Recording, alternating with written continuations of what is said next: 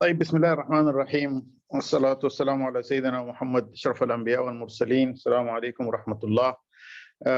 يعني ممكن نحكي بالعربي والإنجليزي، يعني on both، يعني ما في أي مشكلة. يعني we can exchange، يعني can switch from Arabic to English as we wish. فأنا الكلمة الافتتاحية دي حألغيها بالعربي. يعني عايز أقول إنه أول حاجة نحن طبعا سعداء جدا بالإطلاق، يعني أول يعني ندوة على المشروع بتاع السودان.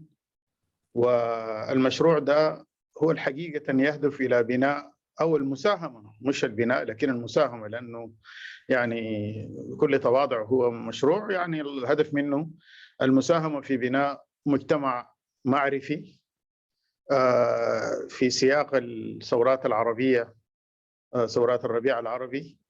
وهو جزء من مشروع متكامل طلع به المنتدى، منتدى البحوث الاقتصادية، وبيشمل إلى جانب السودان، العراق ولبنان والجزائر. ونفس المجهود ده برضو انسحب على الدول الثلاثة الأخرى دي. وبرضو عندنا منتديات متميزة جدا الحقيقة. وفي افتكر دروب بوكس فيه كل الأوراق دي متاح للكل، يعني ممكن رماش ترسلوا لكم أيضا مباشرة. ويعني أنا أفتكر بيعكس يعني هم متبادل بين الدول دي في مسألة يعني تمكين المجتمع المدني من أنه يلعب دور إيجابي وقوي، يعني مش فقط في الميدان وفي الساحات الفعل الثوري، ولكن أيضا طبعا لما نقول المجتمع المدني هنا الشباب يعني هم العنصر الأساسي، وأيضا المرأة.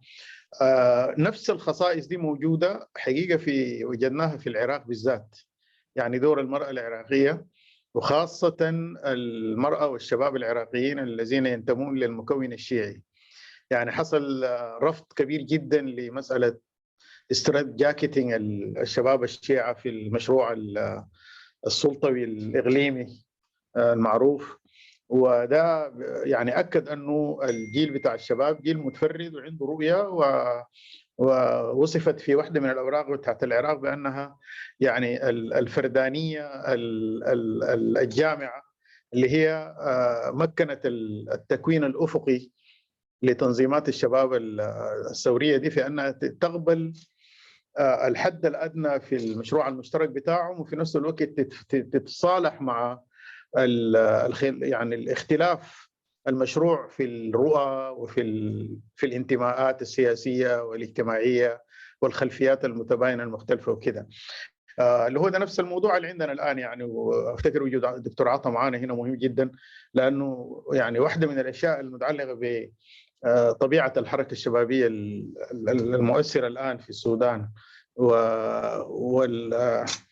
والصعوبة فهم بالنسبة للأجيال الكبيرة شوية زي أجيالنا دي، يعني أو بعض أجيالنا دي، إحنا معنا شباب الحمد لله يعني. فعايزين عايزين نقول أنه المشروع هو حقيقة الهدف منه أنه يعني دعم الانتقال من مش الانتقال فقط، إنما أيضا يعني استصحاب يعني مشروع الرؤية، الانتقال من يعني فقط يعني الانكفاء في مشروع الثورة إلى أيضا مشروع الرؤية، ومن الشعارات إلى البرامج. وده بيعني أنه في البداية عشان إحنا يكون عندنا مصداقية أنه لازم نحن نتبنى مشروع الثورة نفسه كمركز يعني أو كشبكة أبحاث وكده. ونحن يعني في الأدبيات بتاعة الأوراق الموجودة دي، يعني مثلا على سبيل المثال أنا يعني عملت مقتطفات كده عشان يعني بس عشان نوري أنه إلى أي حد المشروع ده متكامل. يعني مثلا في الورقة بتاعة الورقة بتاعة الهيلث، ورقة الصحة بتاع الدكتورة سارة والدكتور عبد الهادي ودكتور لينا، الورقة دي اتكلمت عن المين ستريم ايشوز، لكن ربطت الهيلث سيرفيس ديليفري والإفكتيفنس بتاعته بمشروعية النظام، أو يعني legitimacy of the social contract.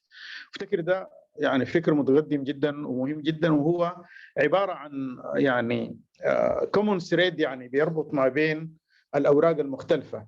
مثلا الورقه بتاعت الجندر اتحدثت عن موضوع مهم جدا، اللي هو انه ست الشاهي وغيرها وغيرهم، يعني من اللي هم عباره عن مؤسسه سياسيه political institutions عندها رؤيه وعندها فهم، وانه لعبوا دور كبير جدا في صيانه الامان الاقتصادي للمجتمعات، وايضا برضو عانوا من التهميش ومن عدم العداله وكده، ويستطيعوا يلعبوا دور كبير جدا في تمكين المشروع الثوري المتعلق بالانتقال لمجتمع يعني متصالح مع نفسه، مجتمع فيه عداله وفيه يعني حقوق مشروعه بالتساوي لكل مكونات المجتمع.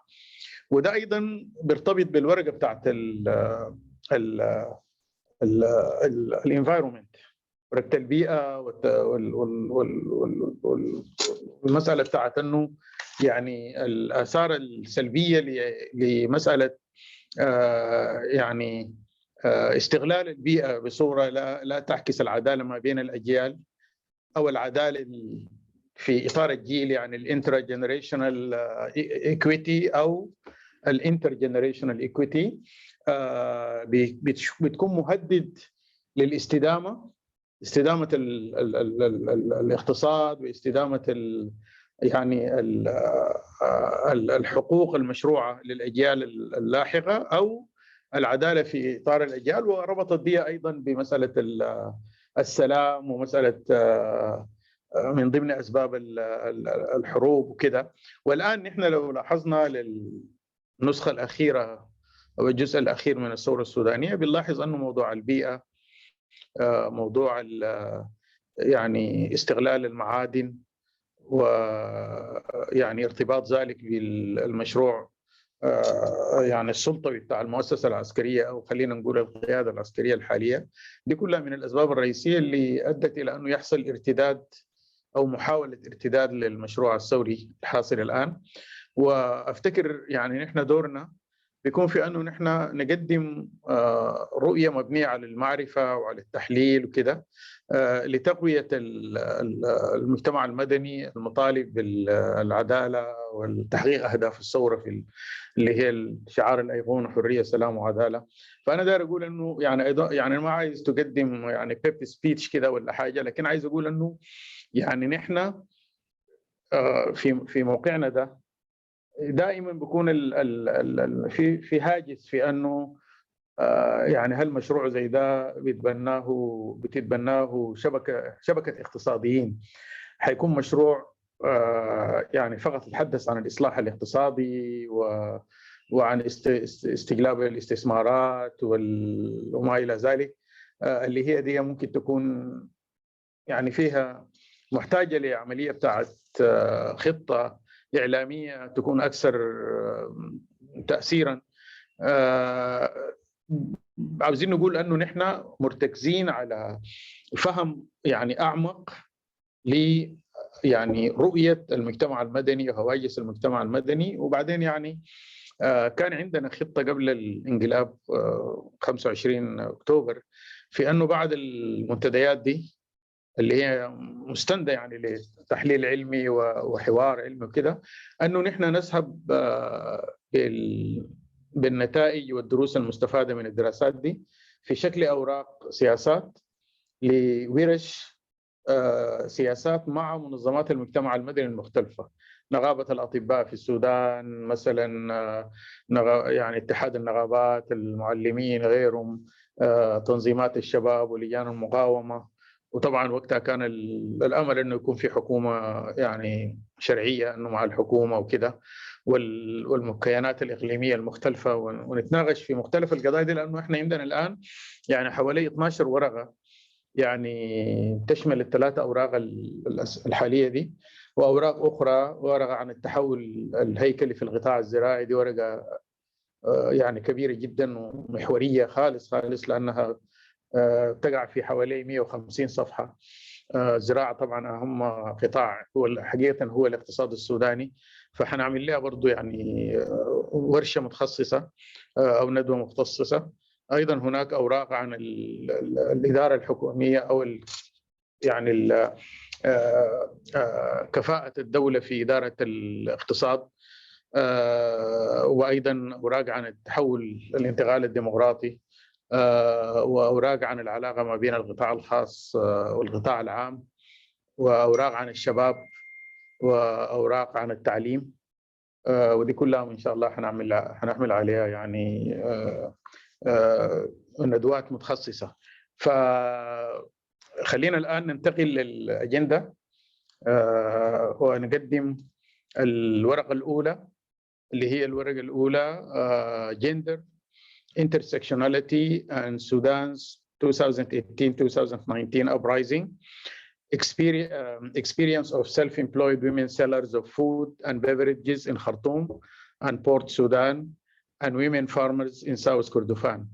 الورقة دي يعني هي تجسيد لموضوع المجتمع المدني، لأنه دكتورة ندى يعني مشكورة يعني كونت فريق متميز جدا وفيه تنوع ممتاز جدا من مختلف الاهتمامات والتخصصات، وفعلا الورقة عكست هذا التنوع بصورة رائعة جدا، وأبرزت قضية المرأة وقضية يعني النشاط الاقتصادي غير المهيكل، اللي هو يعني نشاط هام جدا وعنده دور كبير. يعني الحقيقة احنا عندنا السيرة الذاتية متميزة جدا لبعض المشاركين هنا في سواء كان مقدمين للأوراق أو فأنا اعذروني يعني عشان الزمن.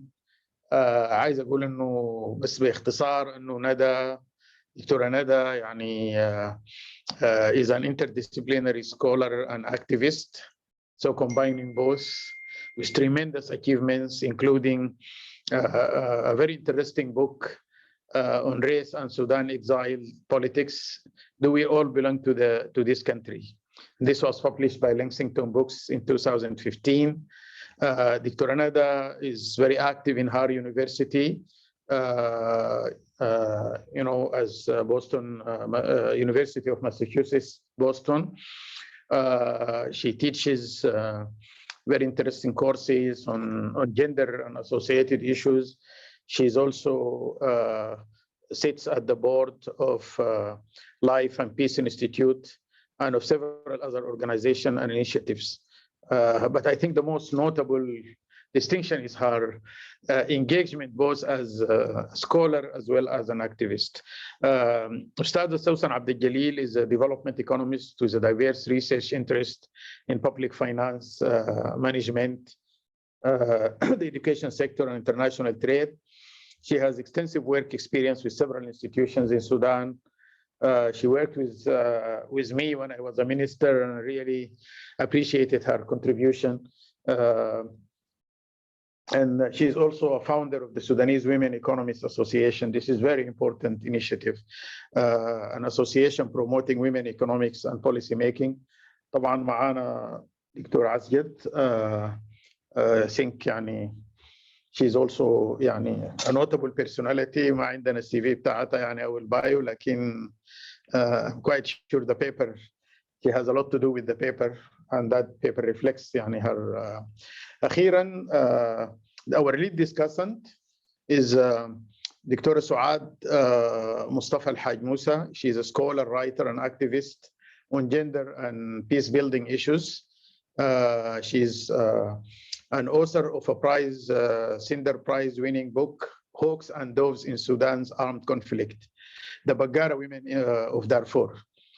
She has a long experience of working with international NGOs such as Oxfam and Save the Children Fund, and with civil society organizations in Sudan, East and Central Africa, and Britain. She has also worked as an assistant professor at Qatar University and delivered many lectures at American universities. She is the founder and director of the Gender Center for Sustainable Development and Peace Building, based in Al-Fashir, Darfur. She works as an independent researcher in the field of gender, sustainable development, and peace building. So without further ado, I would like to invite Dr. Nada and her colleagues. You have about 20 minutes to present.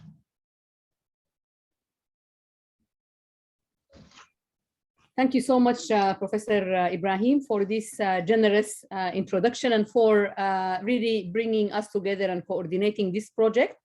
I also want to acknowledge the presence of Professor Atal Bathani, who taught me actually at Khartoum University and who initially invited me to be part of this project.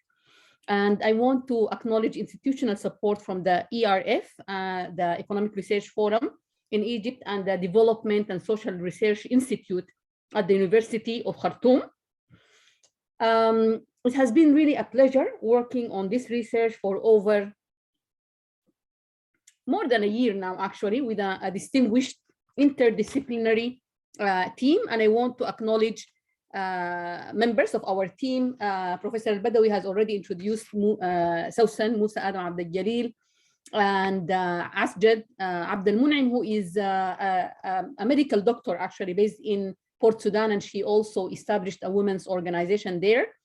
May Azzam is an anthropologist who is also active with women's organizations in Khartoum. And Najla Abdel Wahid is a gender advisor in South Kordofan, and she is also a farmer. We also were joined by two research assistants, Sittana, Sid Ahmed Ibrahim Babai, and Hafsa Ibrahim, and they did really a great job in this research. I just want to time myself, and I want to say that we decided that I would present on behalf of the team, but I will invite them afterwards to comment and to respond to the questions in the Q&A. I just want to time myself.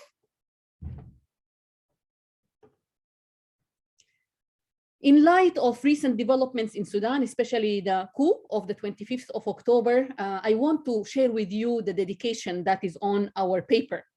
We decided to dedicate our research to the diverse women, men, and young people who have sought freedom, peace, justice, a new Sudan, gender equality, and an end to marginalization throughout Sudan's history, through survival and resistance. So this history of resistance is not limited to the era of 2018, 2019 and its aftermath. We also dedicate our research to those who lost their lives in struggle and resistance across Sudan, including over 70 young men and women killed during protests in Khartoum alone between the 25th of October and yesterday. And also we wanted, given that this is a part of a broader project that focuses on a number of other countries in the Middle East and North Africa, to dedicate our research to the memory of Mohamed Bouazizi, the Tunisian hero, for he too was a street vendor. In the next 17 minutes or so, I will briefly share with participants our theoretical framework, the theoretical framework that guided our research on the experiences of women farmers and women street vendors in Khartoum and Port Sudan, and of course, women farmers' experiences in South Kordofan, and also talk about policy frameworks that we have relied on. I will talk briefly about Sudan. I think I will skip parts of this part of the presentation, given that most attendees are familiar with the context. And then I will share aspects of our research and some of our recommendations. And I look forward to the comments by our reviewer and also to questions from the floor. One of the main frameworks we are using is a theoretical framework, and that is the theory of intersectionality.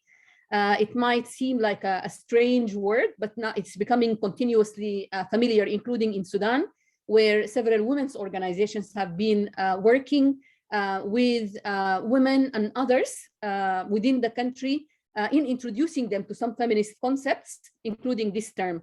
Intersectionality is a term which African-American scholar Kimberly Crenshaw coined in 1989.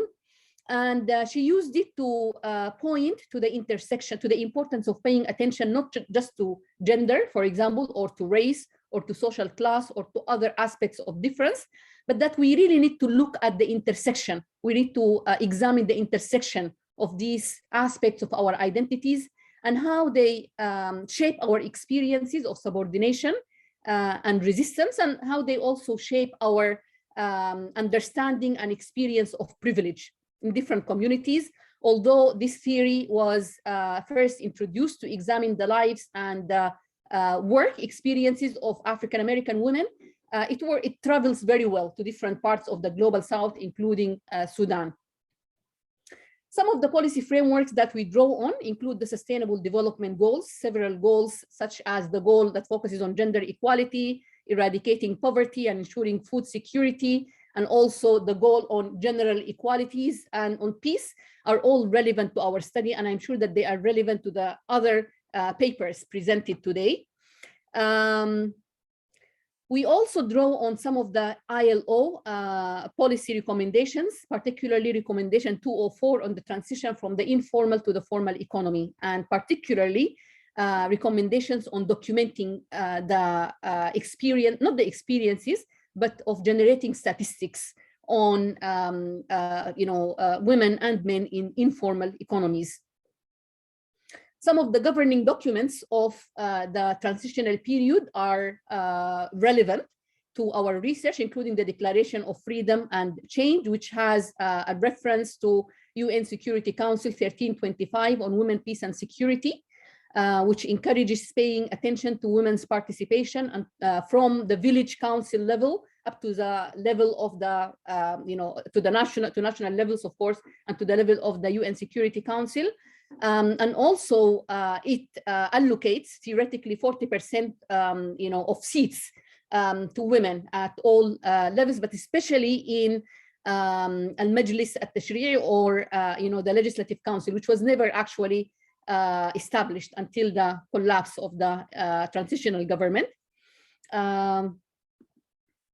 And then finally, when the transitional government first assumed power, it issued a general framework for the programs of Sudan's interim period. It's a program that consisted of 10 priorities, and one of the priorities is enhancing women's rights and equitable participation. So all these frameworks are relevant to our research. I'm going to skip this part on demographics, but I want to say that since we are focusing on women in agriculture and women in the informal economy, I want to say that agriculture actually constitutes 60.2% of Sudan's economy. These are statistics from 2019. I want to also say that the informal economy constitutes a large part of Sudan's economy, and that women actually constitute the majority of this of informal workers in Sudan. And finally, I want to say that statistics from 22 show that 53% of Sudan's population actually lives in multi-dimensional poverty.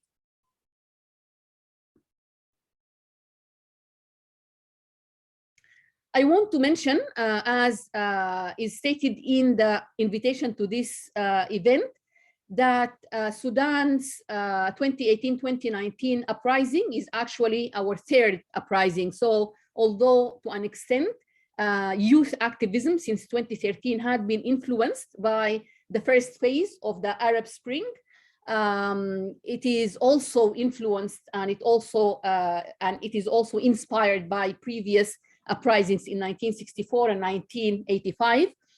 What was really, I think, different this time around is the really active participation and overrepresentation of women and youth, as the late scholar Hisham Sharabi predicted, actually, and lots and lots of ordinary people, which was also a feature of earlier uprisings in Sudan, especially the 1985 uprising, which was referred to as Intifadat al-Shammasa, or like people, the homeless people, including also street vendors. This uprising has, of course, as we all know, inspired, the whole world It started in December 2018 in Sinnar, Damazin, and Atbara.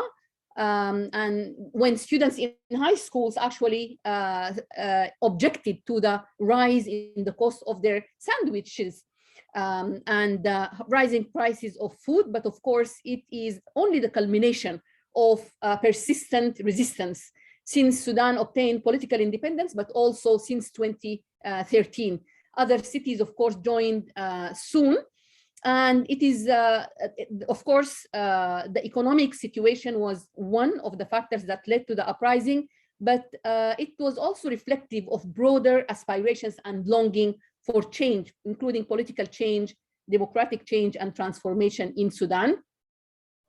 Again, I'm not going to delve into the causes of the uprising, but I want to point to the increasing militarization during the previous regime and the excessive spending on the army, political repression, discrimination against all Sudanese people, and especially women and girls, and especially women in the informal sector and women from marginalized parts of Sudan.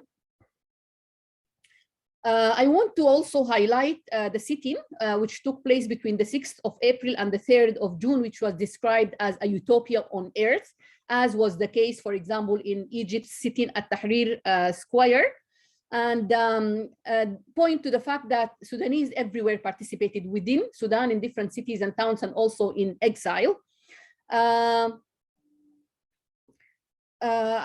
One of the important events, that ended this sit-in was the June 3rd massacre, which involved killings, disappearances, rape, and suicide of some of the victims of rape, especially the women who were raped during this event. And this was just a version of the many atrocities that continue to afflict communities in war-affected areas, especially in Darfur, but also to an extent South Kordofan and other areas.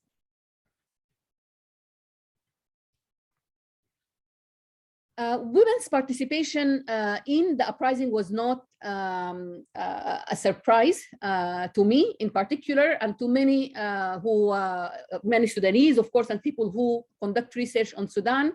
And that's for many reasons, including the fact that they had been affected by the regime in really, in tremendous ways, including the existence of discriminatory laws, some of which had been repealed after the uprising, rape in war, social, economic, and political exclusion, and also,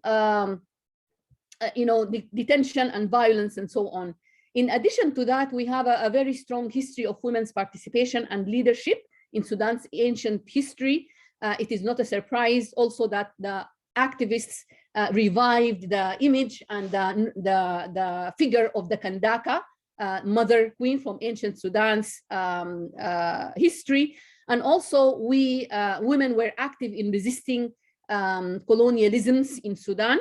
And women have been organized and trying to organize since the 1940s. This is a list of some of the women's organizations. In Sudan, there are numerous grassroots organizations. There is a network of women's organizations, Mansam, المجموعات النسوية السياسية والمدنية. There is a Noon movement, which is a youth organization, AMNA, another youth organization. There is the Gender Center, Mutaawinat. There are women's groups in Darfur. There is the Sudanese Women's Union, one of the earliest, one of the organizations that existed actually for decades. There are also, forms of organizing by women street vendors in what used to be called the Association and Cooperative of Women Street Vendors. Now it's called Kull al-Mihan. At the time of the uprising, this association or cooperative union consisted of 27,000 members, according to the head, Ustaza Awadiya Mahmoud, whom we interviewed for this research. And I was told actually in summer 2021 that the membership has increased to 70,000 right now. Women in South Kordofan who are farmers are also organized in cooperatives, and they are also part of political institutions.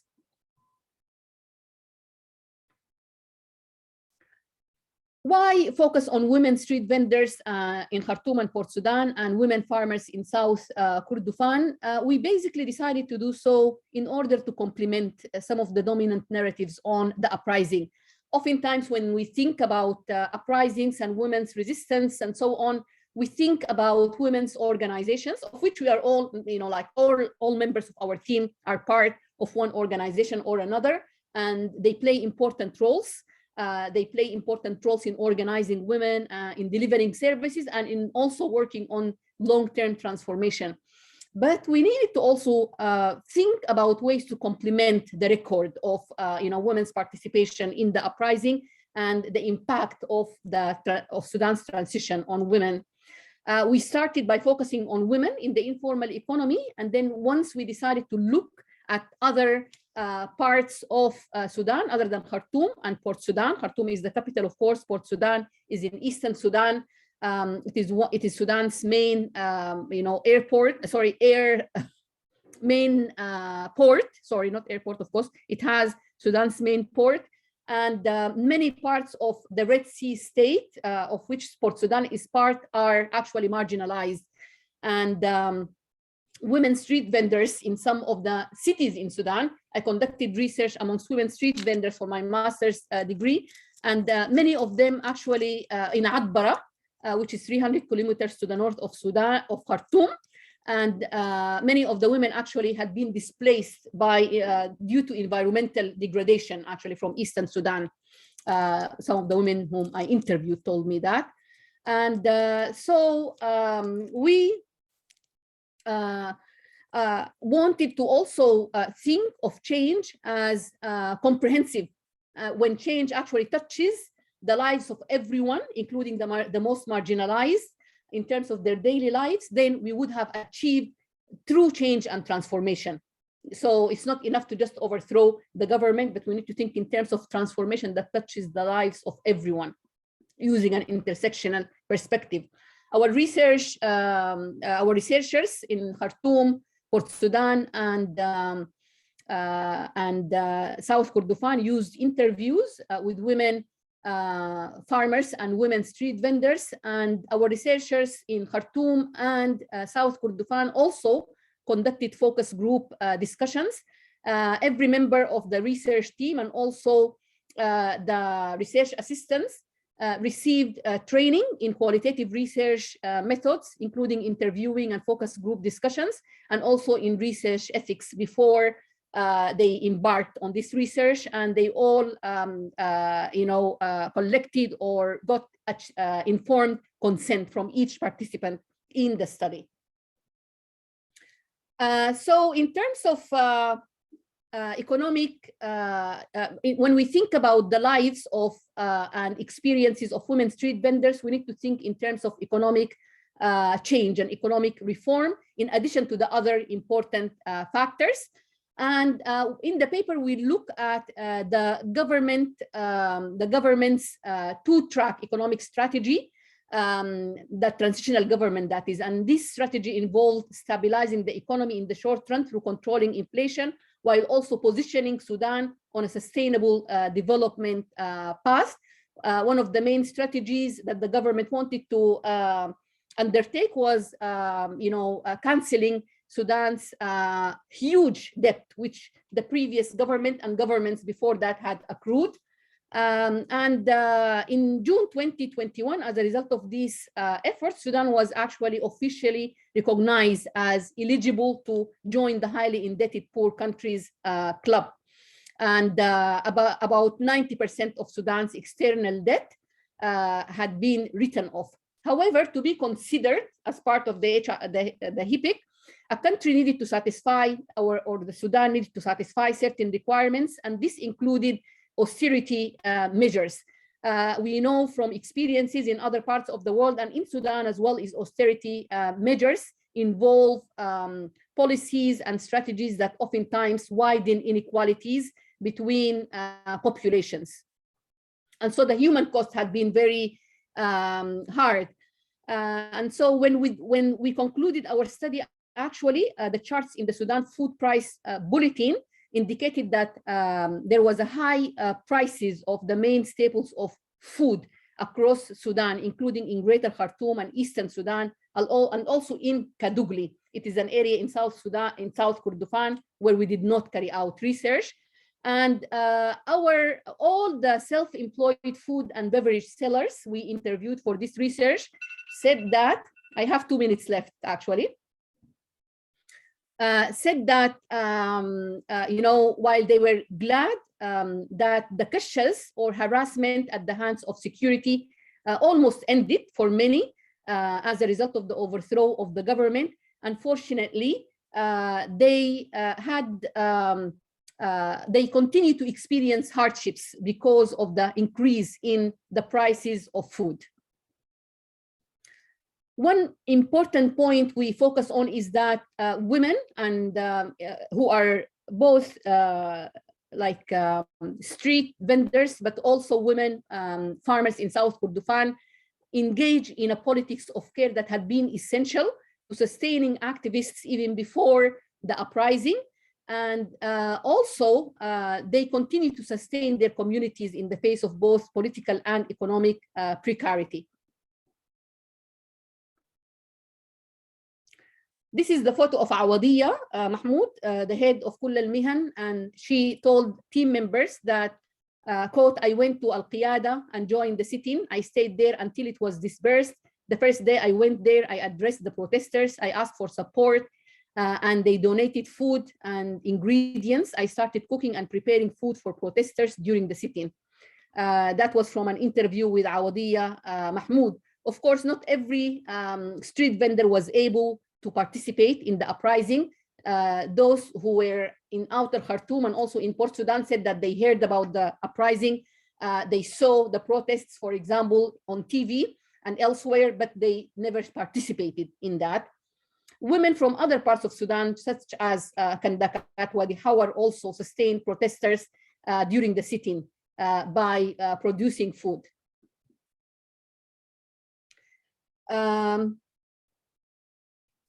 Another important point is that Sitta Shai actually constitutes a political institution.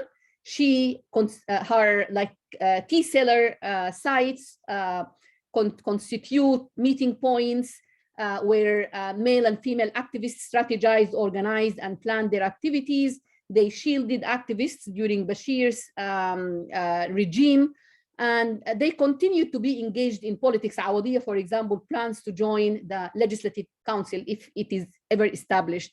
This is Awadiya in a meeting with, organized by Mansam, women's organization. Women farmers in South Kordofan also play important roles that are acknowledged by officials there. The community there and the administration in this non-government held area actually equate food security and agriculture with dignity. And of course, our research took place during a time when peace negotiations were ongoing between the transitional government and the Sudan People Liberation Front North. The Sudan People's Liberation Movement North. And what they, the general consensus was that there was ceasefire, there was no violence there because of the overthrow of the former regime, but there was no peace in general because they hadn't reached a peace agreement at the time. Of course, now there are some concerns after the 25th of October that violence might reignite there. Now, just to conclude, I want to say that both the 2030 Agenda and the ILO Recommendation 2004 call for documenting the experiences of the lives of the poor and gathering of statistics. I think we should really complement that with documenting the actual experiences. Qualitative research ensures that the voices and experiences of street vendors and farmers are part of the story of the uprising, as I said earlier. We need to look at the politics of street vending and also farming in marginalized parts of Sudan.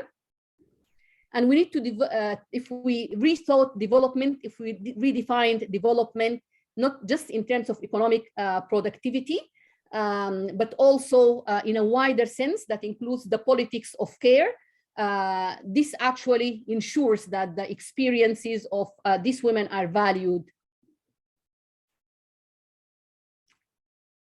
I just want to say that in our research, we looked at some of the important programs, the cash transfer programs that the government had introduced in order to ease the impact of structural adjustment policies.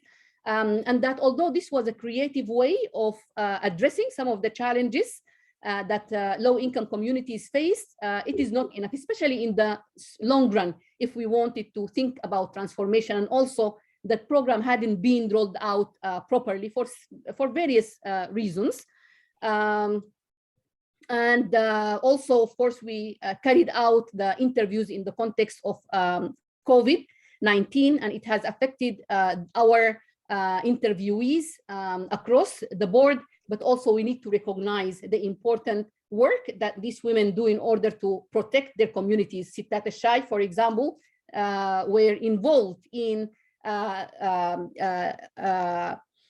raising the awareness of their communities regarding COVID-19. Thank you so much. So many thanks, Nada, for a very interesting presentation, for a fascinating paper, and also for keeping the time. And I would also like to, even though of course I need to watch the time, but I really wanted perhaps maybe in the response to the questions and to the lead commentator to tell us about that, about Madame Awadia and the fact that she was invited by this organization to open the, is it the new hospital or a health facility? This is, I think, a very important event that actually constitute an epitome to the claim by the paper that these street women and street vendors are really constitute a political institution. So let me, without further, exactly, I think this is something that would be interesting to highlight. I give you half a minute to do it. Sure. Ustaz Awadia had been invited by activists to do many things. She addressed actually al-i'tisam. She addressed participants in the sit-in. There are other tea sellers, for example, like Gisma, whose picture is taken here, and she actually worked closely with the Shari al-Hawadis, Accident and Emergency Street organization. And when this organization, which is a youth initiative, built a children's intensive care unit in Ja'far ibn Auf's hospital in 2015, they actually invited her to cut the ribbon. And the officials, under Inqaz regime were very unhappy with that. They said that those kids were disrespectful for the government and government officials. Thank you. Thank you. Okay, Dr. Suad, the floor is yours for the lead commentary.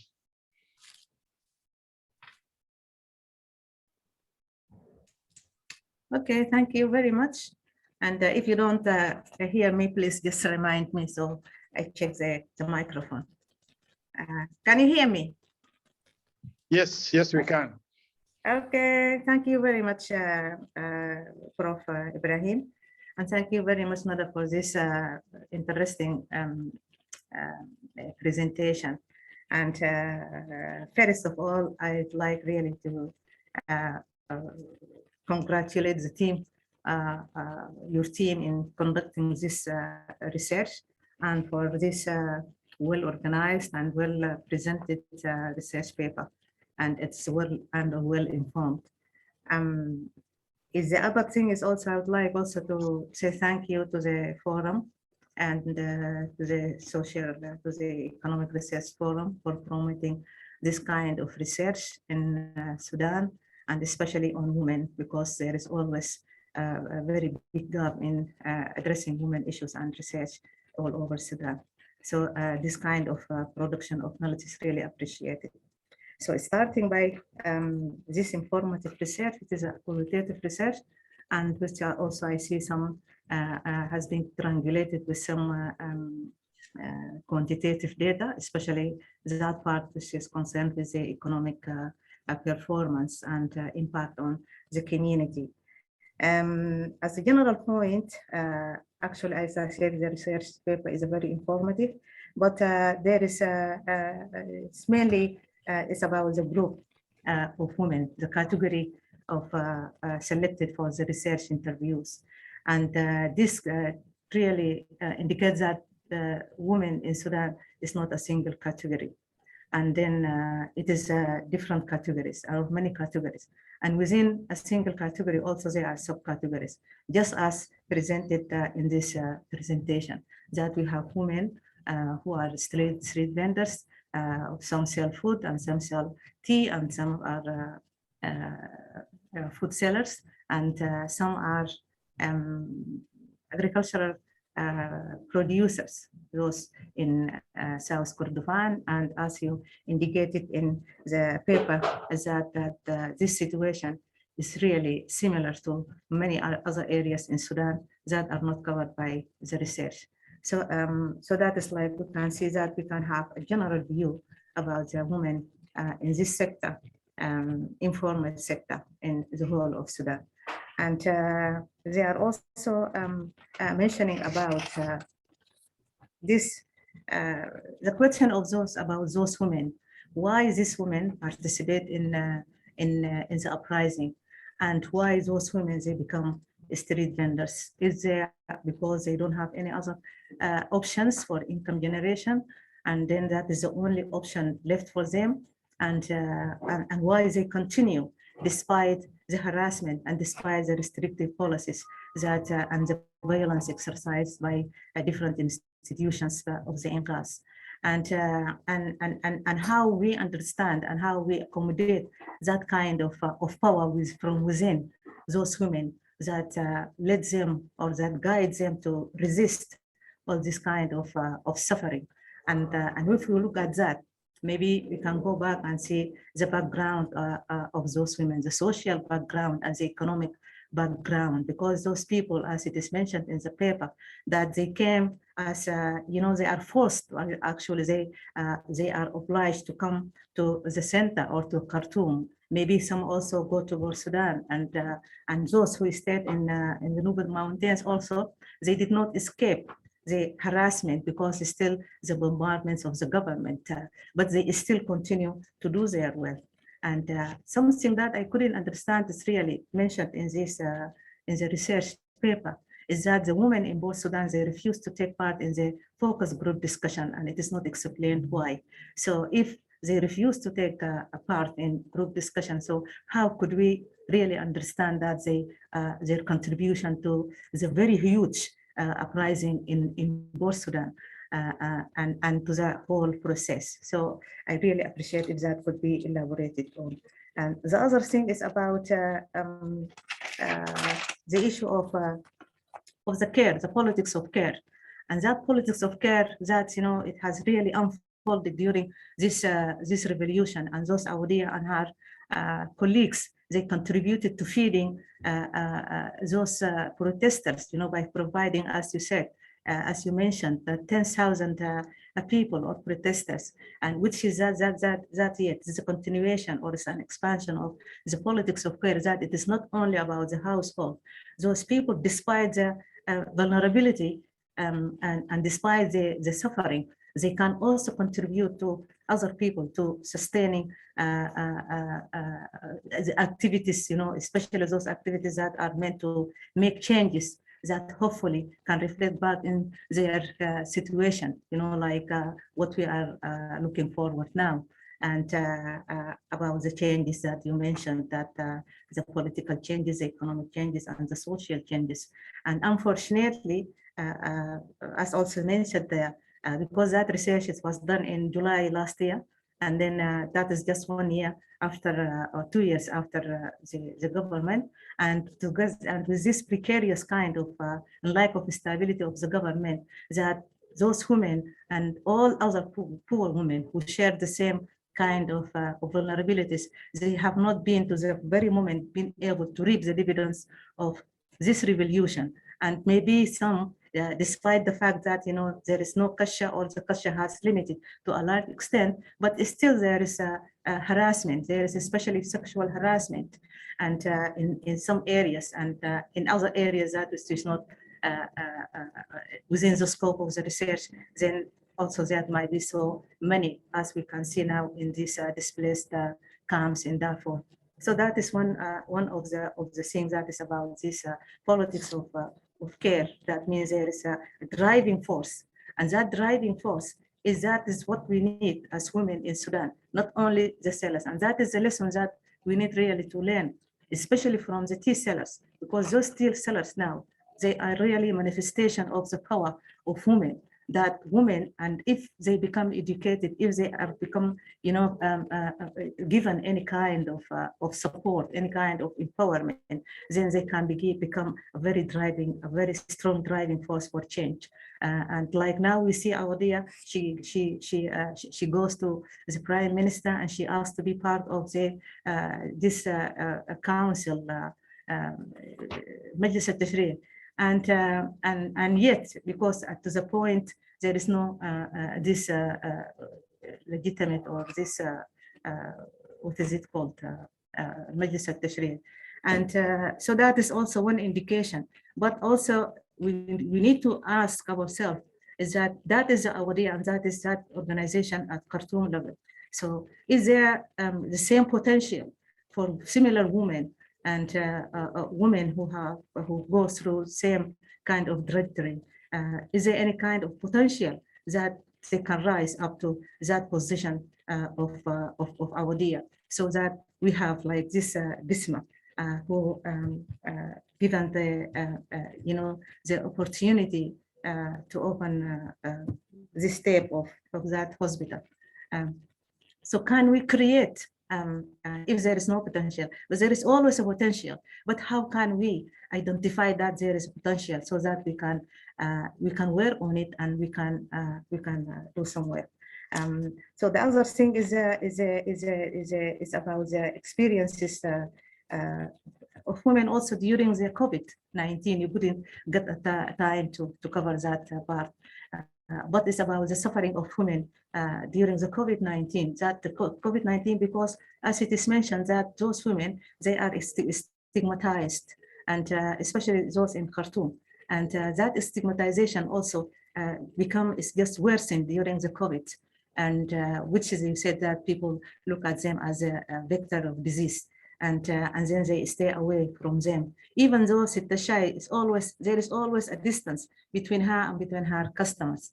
And that's why, and we see that also there is a kind, of like a celebratory, because these women who are asked to open this Ja'far bin Auf hospital, that section of emergency, accident and emergency, it's a kind of celebratory acknowledgement from the community, and especially from the youth, which are the people that we count on to lead the change. These are the people of the revolution, and these are the people that they can, help in lifting people up, or lifting people like those women, street vendors, and out of poverty or out of destitution and out of this kind of humiliation, those who can work on, because these are the people and such kind of activities, because there are also poems. When I was looking at the internet to see about the Sitta Shai, I was really moved by the contribution of the poems of a poet called Ada Ali Al-Ata, or something like that. I'm sorry if I just got the wrong name. And all these songs, that all, just to make that kind of, and I think it has contributed to the situation of women, as Sitta Shai in particular, because they are the most popular icon within this institution of the street women street vendors. So that is also something that we can count on, and we can also take it further. As women, not just to be left to other, people just do it as a casual. We need to institutionalize that within our organizations and women organizations, and to do more work on this. And please remind me if there's a time, The other thing is about the agricultural production, and as it is mentioned, that those women in Nuba Mountains, and they are part and parcel of the agricultural system, and because they are producers, and they are very, very well organized. In either in the SPLM North, or we're in cooperatives, or they are in women, specific organizations. So, or in corporate. So all those women, they are very well organized, and they are legitimized. They are legitimized to have, to exercise any kind of activity, and also to participate in decision making. And maybe that background is the background of many of those who come and to stay in Khartoum and then exercise these activities, because they don't see any kind of stigma, because they have been socialized in the background that they come. Because as one of the stories that is mentioned about the woman who said that I came from Darfur and I don't know where is my husband. Maybe her husband get killed, but she got 7 children. And then when she went to Khartoum, then there is no any other option for her, because there is no support from any institution, be governmental or non-governmental, to help her with 7 children. So she has to do her best, and she has to force herself in so many inconvenient situations just to get money and to get income to support her children, education, and so like that woman, she did that because she does not feel any kind of stigma as to the kind of activities that she can exercise, and she can venture into to support her family. So what we need here is then is also, and that's also has been also manifested in many of these activities, this artistic work in terms of songs or whatever, just to support those women, that those women, they are really doing their best. And those women, they are not like what people, or they are not doing antisocial behavior things. They are coping. They are coping with the situation. And now the uprising, unfortunately, it has been installed. It has been, going through this uncertainty. And this is also, even though this is after this situation has developed after. The research, after the writing of the paper, but that means that in Sudan, whenever there is anything that come out to be promising, then we have also to look at the other side of the coin, which might be completely opposite, and which might drag people back to square one. So that is also one of the areas that also, and that's why those women, and despite the fact that they contributed a lot to the uprising, because they think that this uprising is going to help them. So that is the intention, and that is the aspiration for them, that now we are going to be to live peacefully, because it's a slogan of the uprising is peace, freedom, and justice. And these are the 3 values, and these are the 3 things that they lack. So they are the first to be interested in the success of this uprising. And we have to commend them on that, because this is also what we need. This is also what we need. Now things have become stagnant, and we don't know really what is going to be. So my question, even though this might not, because this is a research, and research cannot give you answers to uncertainties or to whatever, but how can we also accommodate this kind of questions and this kind of speculations, and to do research, or to have a kind of ongoing research through which we can detect, and through which we can record all these kind of changes, and all this kind of frustrations, so that when things become develop into a positive kind of end, then we can have a very clear image about this process, how the process of change in Sudan we can achieve it.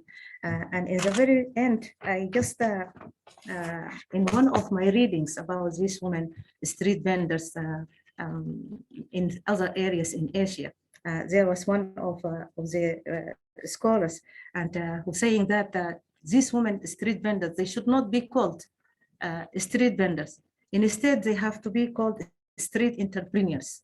And only by calling them street entrepreneurs, then we can have a clear policy, because that is the point when we can count them within the economic institutions, and we can target them with a reform. And I think that is something really we need to consider and to look at. There is other thing is that is about maybe, and I hope I did not read it wrong, it's about, I really hope to be a more optimistic view, even though the research that's, kind of lack of optimistic about the research is that they said that really to make any change in the situation of women, street vendors, but actually not only because the women street vendors, this because they are the target, they are the subject matter of the research, so that it is safely and it is legitimate to focus on them, but because they are also constitute an example that we can also use for other issues. Not only for street vendors, but for all educating the very high educated women like Nada. So we can use these women and the situation and to see how we can learn lessons and how we can extract, anything that can help advance the situation of women. And that is concerted efforts. That means that we need these women, we need structural, as it is mentioned, and cultural change. And that structural change, is to, incorporate women, including all categories in the governance system, so that they become part of the decision making. And then also to have a plan, a national plan about all, these, conventions and treaties. National plan about how we are going to internalize this women CEDAW, and how we are going to internalize this sustainable development goals number 3 of empowering women, and also the child rights, how we are going to do that, and this security resolution 1325.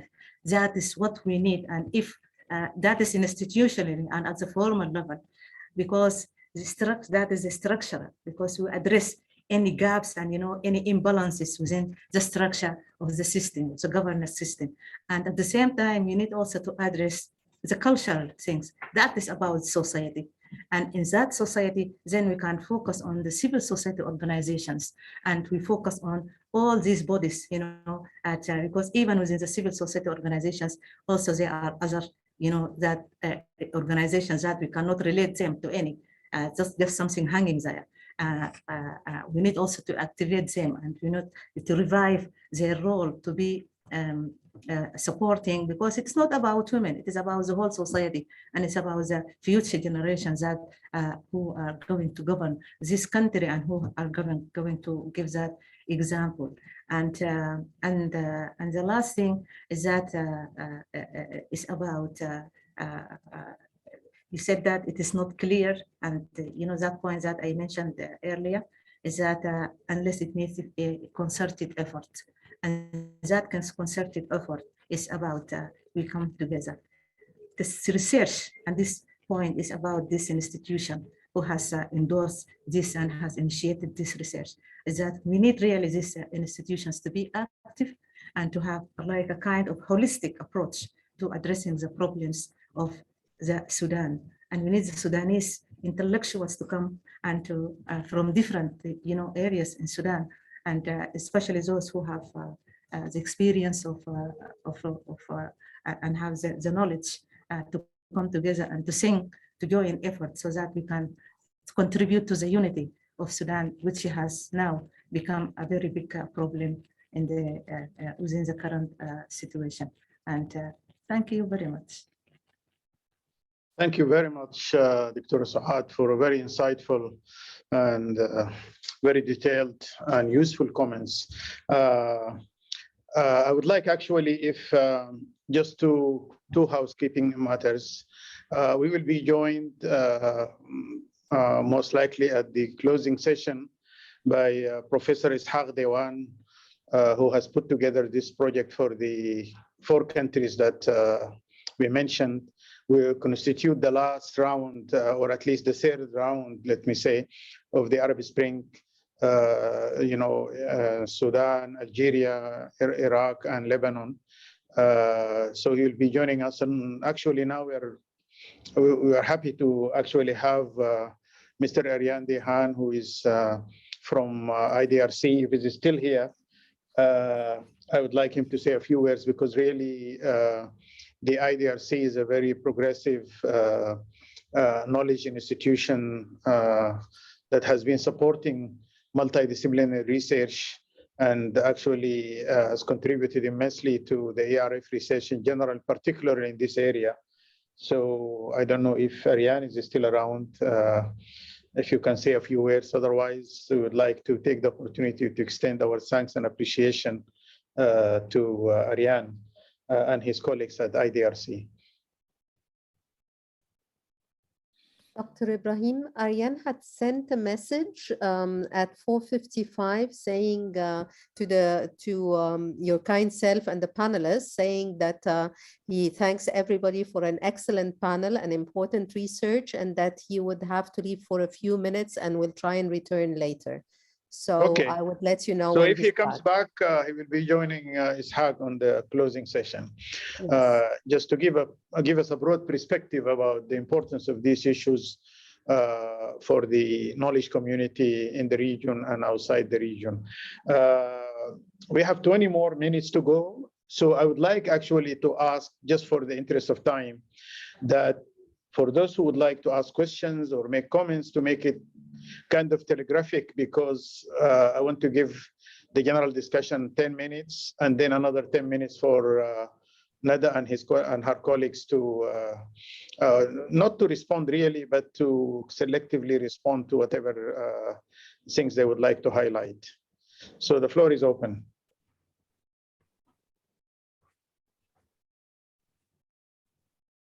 You can raise hands. I think there is a function of raising hands that will be a more orderly way of asking questions. So if you press raise hands, then you will be acknowledged. And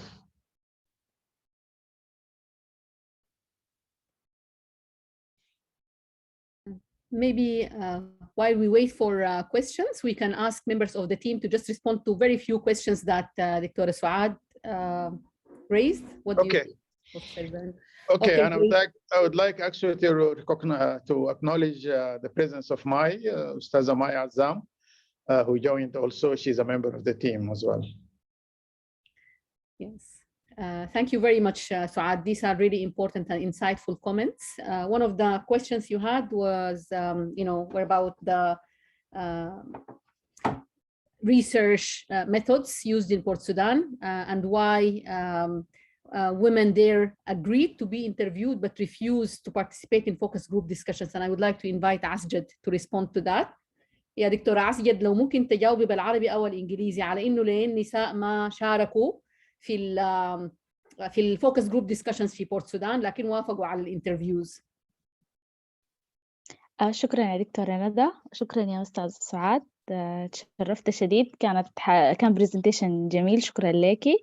بالنسبة للنساء في بورت السودان، الحاجة الصعبة موضوع الفوكس جروب ديسكشن، أول حاجة معظم أو كلهم عديل النساء اللي have been interviewed كلهم هم المعيل الرئيسي والوحيد لأسرهم، فكان صعب منهم إنهم هم يفضوا يوم عشان إنهم هم to attend the focus group discussion. دي الحاجة الأولى. الحاجة الثانية، كل النساء الموجودين هناك ما منظمين في يونيون ولا ما well organized حتى، فدي تاني حاجة هي كانت من الحاجات الصعبة الفوكس جروب ديسكشن. فكان صعب إنهم هم يتلموا في مكان واحد، وما كان عندهم مانع to be interviewed، لكن رفضوا الفوكس جروب ديسكشن لأنه حتكلفهم يوم، فبالتالي حتكلفهم قروش، فبالتالي ما حيقدروا إنهم هم يعني يغطوا حوجة أطفالهم أو ناس بيتهم في اليوم ده. I hope إنه الإجابة تكون كفاية. إذا في أي ملاحظة أو أي سؤال أنا جاهزة. شكرا. دكتورة سوسن، برضو كان سعاد اتكلمت على إنه نحن محتاجين نكون optimistic أكتر فيما يتعلق بالاقتصاد في السودان وكده، فعايزة أدعوكي برضو تتكلمي عن الموضوع ده، عن موضوع البوليسيز الاقتصادية اللي قامت بها يعني الترانزيشنال جوفرمنت. وعايزة برضو to thank بالمناسبة بروفيسور إبراهيم البدوي. It's not always the case that you are part of a research team and the coordinator of the host institution is the, you know, one of the important political actors يعني في الفترة الناس اللي بتشتغل حولها. فأنا عاوزة أشكره كثير جدا على سعة صدره بالمناسبة واحترامه الكبير ل يعني الفريدم اوف سبيتش وكده يعني والحرية الأكاديمية. فشكرا جزيلا يا دكتور يعني. لكن برضو وأنا بفتكر إنه في أشياء إيجابية كثيرة جدا يعني. I still remember إنه في الدمازين في مدرسة لما اترفعت الأجور كانت بتزغرت يعني ومبسوطة جدا جدا. فدي في حاجات إيجابية، وطبعا في الإمباكت على القطاعات اللي هي اتضررت بصورة أكبر. لكن go ahead يا سوسة. سلام دكتور ندى، معلش الخط كان قطع عندي، إذا بس ممكن تعيدي لي السؤال. Maybe some highlights about some of the positive aspects of the transitional government's economic policy. اوكي. طيب احنا كان في الورقة ركزنا على يعني هو كان في عدد من السياسات وبرنامج اقتصادي للحكومة الانتقالية، وكان في تركيز يعني على يعني implementation بتاع social policies كثيرة. احنا في الورقة ركزنا على يعني سياستين اللي هي كانت السودان فاميلي سبورت بروجرام اللي هو معروف ببرنامج الثمرات، وبرنامج سلعتي.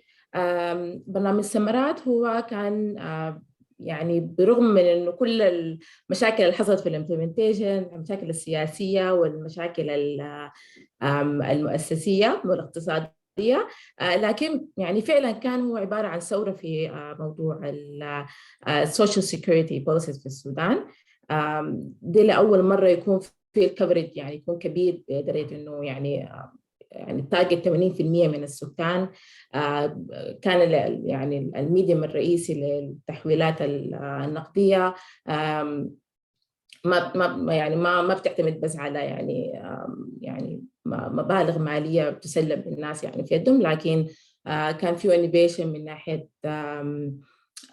استخدام الموبايل ماني وبرضه يعني ابلكيشنز مختلفه يعني.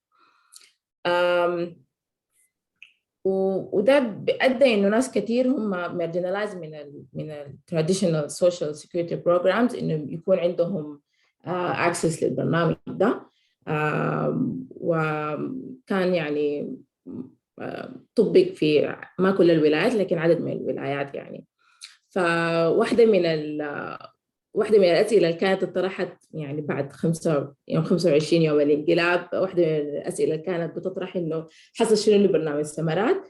فكنت بقرأ في بعض الأكاونتس لمجموعة من النساء في الحاج يوسف كان عندهم لما اتجبنوا كانوا بيتساءلوا إنه أنا أخذ القروش دي ولا لا، هيحصل شنو القروش دي، ما عدا إنه كان في disagreement بيناتهم إنه حول الانقلاب ذاته. فدي واحدة من الحاجات أعتقد يعني من الهايلايت المهمة كانت يعني الحكومة الانتقالية. البرنامج الثاني كان برنامج سلعتي اللي هو كان ريفايفل للتراديشن بتاع الكوبراتيف في السودان، وكان يعني برضو لاقى رواج يعني بين يعني المجتمع السوداني في الحتات اللي يعني الحصل كان يعني نفذت فيه البرنامج. والبرنامج لاقى قبول كبير برضو. كان برضو في مشاكل في الامبلمنتيشن، لكن الناس حست بالإمباكت حقه البوزيتيف يعني. فده يعني البرنامجين الزمنية اللي كانوا مهمين جدا، وهم مثلوا ثورة يعني في مجال السياسات الاقتصادية يعني الاجتماعية. Thank you. Okay, so do you want to continue? Because actually I think Ishaq has a comment to make. لا والله شكرا أولا ومرحبا للجميع. لا, I'll have to comment to make يمكن at the end of this panel on the broader issue of gender relations. Thanks. Okay, continue Nada. Okay, then معانا برضو مي who is our anthropologist on the group وكانت دكتورة سعاد mentioned إنه يعني ليه mentioned إنه ستات الشاي مثلا they are at times stigmatized في المدن مثلا، وأنا بفتكر إنهم هم كانوا stigmatized و constructed as vectors of disease by the previous regime. You know لأنه هم كانوا بيقولوا بياخدوا دي ذريعة عشان يتخلصوا من وجود النساء ديل في الشارع، يعني حتى وجود النساء ديل في الشارع كان بالنسبة لهم مشكلة لأنه it challenges their idea about space وإنه how space is gendered وإنه المفروض يكونوا برا السبيس ده. لكن عايزة برضو مي إذا ممكن to share with us some insights and maybe a response to this question. بعدين أنا برضو عندي تعليق على كلامك الأخير يا دكتورة سعاد إذا ما في أسئلة يعني، لكن تفضلي يا مي. I hope إنك أنت. مساء الخير، شكرا يا دكتورة ندى، شكرا دكتورة سعاد، وشكرا دكتور إبراهيم البدوي. طيب أنا يعني ممكن يكون الكومنت حقي فعليا هو السبيسز ار جندرد indeed، يعني ما بنقدر نتغالط في الحتة دي، لكن برضه جزء من المسألة بتاعة التحكم في الفيزيبيليتي بتاعة النساء في المكان العام عندها علاقة بأنماط معيشية الطبقة الوسطى والطبقة الأبر ميدل كلاس، يعني لأنه في توقع محدد لأنه النساء ديل هم مقبولين يشتغلوا كموظفات في المكاتب اللي هي behind closed doors، مش كده، ومقبولين يشتغلوا في المؤسسات الأكاديمية وغيره وغيره، لكن وجودهم في الشارع مرتبط في أذهان العامة وفي أذهان غالبية صانعي القرار وصانعي جغرافية المكان ذات نفسه، مش الجغرافيا as in locations، لكن جغرافيا السلوك، جغرافيا التوقع، جغرافيا كده وكده وغيره، عندها علاقة بإنه الأخلاقيات العامة شكلها كيف، أو المتوقع من النساء دي لأنهم حدود حرية الحركة بالنسبة لهم تكون شكلها كيف. يعني في حرية حركة الحد اللي ما بيتحدى أنماط التفكير المعينة، المرأة شكلها معين اللي ما بيكون في دايركت انتراكشن مع الرجال بصورة مستمرة، ما كده ما كده، ده طبعا خلق يعني نوع من انواع الاستجمة. لكن برضو معظم السيدات ديلا خلفياتهم هي من خلفيات بسيطة لحد كبير، إذا if I'm allowed to say so، يعني مهاجرات أو لاجئات أو غيره، فهم already مستضعفات في المجتمع، فبيبقى من السهل جدا إن الناس تلصق عليهم الاستجماس أو هم ذاتهم يكونوا ما مرتاحات في المكان اللي هم قاعدين فيه. وبرضه جزء كبير من القصة دي إنه معظم الرجال في الشارع بيتعامل معاهم I'm sorry to say so، ولكن accessible لحد ما يعني، وإنه ما عندهم حدود وما عندهم كده وما عندهم كده، فده كله في النهاية خلق الاستيغما دي بتاعت وجودهم في الشارع بصورة شبه مستمرة. لكن أنا بعد ذلك بتصور إنه برضه الجنريشنز هي مختلفة، يعني الأجيال الجديدة هي شوي تعاملها مع ستات الشاي وكده والبائعات بطريقة مختلفة يعني، وشفنا يا هو نموذج زي ما قالت الدكتورة ندى بتاع أم جسمة، والنموذج برضه بتاع عوضية وكده. بعدين هم ذاتهم سيدة زي عوضية مثلا عندها وعي عالي جدا للمسألة الطبقية دي والمسألة الإسمية برضه، وبتتكلم يعني عن الحاجة دي بكل وضوح وكده، وهي فاهمة إنه الموضوع ده ما بس عن السياسة والسياسات ذات نفسها، لكن الأخلاقيات المفترضة بتاعت الطبقة الوسطى والأبر ميدل. يعني ده بصورة عامة كده أنا شوفي للحاجة دي شكلها كيف لمسألة الاستجمة والتعامل معاها وكده. ممكن دكتورة ندى يكون عندها برضو إضافات أكثر أو أي شخص ثاني من التيم. شكرا لكم. شكرا أستاذة مي. ممكن برضو يعني افتكر إسحاق ده يتكلم آخر حاجة، لكن عايز أقول إنه يا ريت نحن كنا نتناقش مع إسحاق الحقيقة في اجتماع سابق عن أنه نحن محتاجين حقيقة لحوار أعمق مع منظمات المجتمع المدني فيما يخص الحماية الاجتماعية. ويعني تقريبا الورقة بتاعتكم دي عبرت بصدق، وأنا يعني متقبل دي جدا، في أنه يعني نجاعة أو فعالية الحماية الاجتماعية بالصورة الحقيقة، يعني ما أقدر أتكلم عن نفسي يعني لكن أنا أفتكر دي كانت رؤيه فيها درجه عاليه من الابداع في انه نحن نطلق الشعار بتاع نحن عاوزين ننتقل من دعم السلع لتمكين المواطن السوداني. ده المشروع اللي اطلق لما انا كنت وزير ماليه، والهدف منه انه نحن عاوزين نتفادى السلبيات بتاعه الدعم السلعي، لانه في سلبيات معروفه يعني، سواء مساله الانيكويتيز ومساله الافكتفنس، انه معظم السلع المدعومه بتتهرب لدول الجوار وان بيستفيدوا منها حسب كل المؤشرات الموجوده مش في السودان في كل الدول. فبالتالي مساله العلاقه، خلق علاقه مباشره ما بين المواطن عن طريق الهاتف النقال والمستفيد، خاصه في مناطق الهامش والمناطق المتاثره بالنزاعات وكده.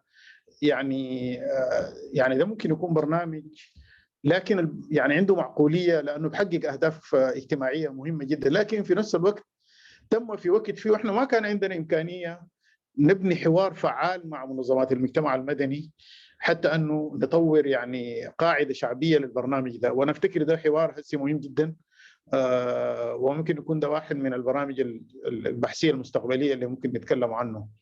ف perhaps ممكن يكون ده اسحاق تمهيد انك تقول كلامك اللي عايز تقوله ولا whatever، وبعدين بعد ذاك ندي فرصه اخيره لندى عشان تكونكلود.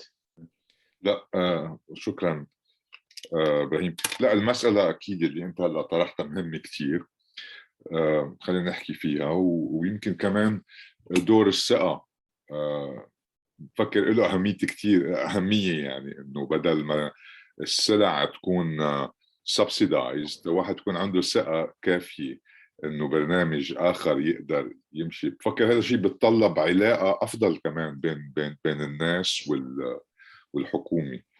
بس أنا بدي أرجع يمكن على مسألة دكتورة ندى ومي طرحوها على قصة الجندر. بتذكر بنقاش مع الجزائر في ورقة على الجندر، وفي فكرة بيطرحوها بحب شوف شو رأيكم فيها، إنه حقيقة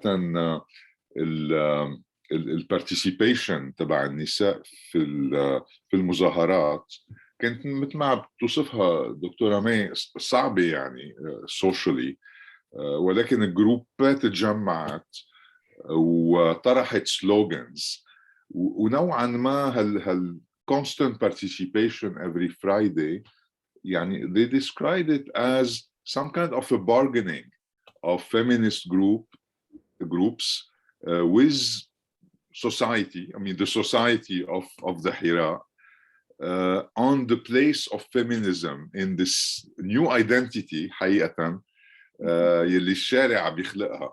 وحقيقة الحراك يعني as a cultural phenomena that generates a new identity. مش بس إنه it's a revolutionary force to get short-term gains, but it's a reconstitution of a national identity and the participation of women group as a bargaining process to put their issue in this identity. فأنتوا اللي وصفتوه يعني معقول يشبه هالشيء، بس أكيد different experiences you describe. بحب بس أعرف شو رأيكم بهالطرح. شكرا جزيلا. شكرا دكتور إسحاق ديوان. مي تحبي تتكلمي في الأول وبعدين أنا ممكن أتكلم بعدك، تفضلي.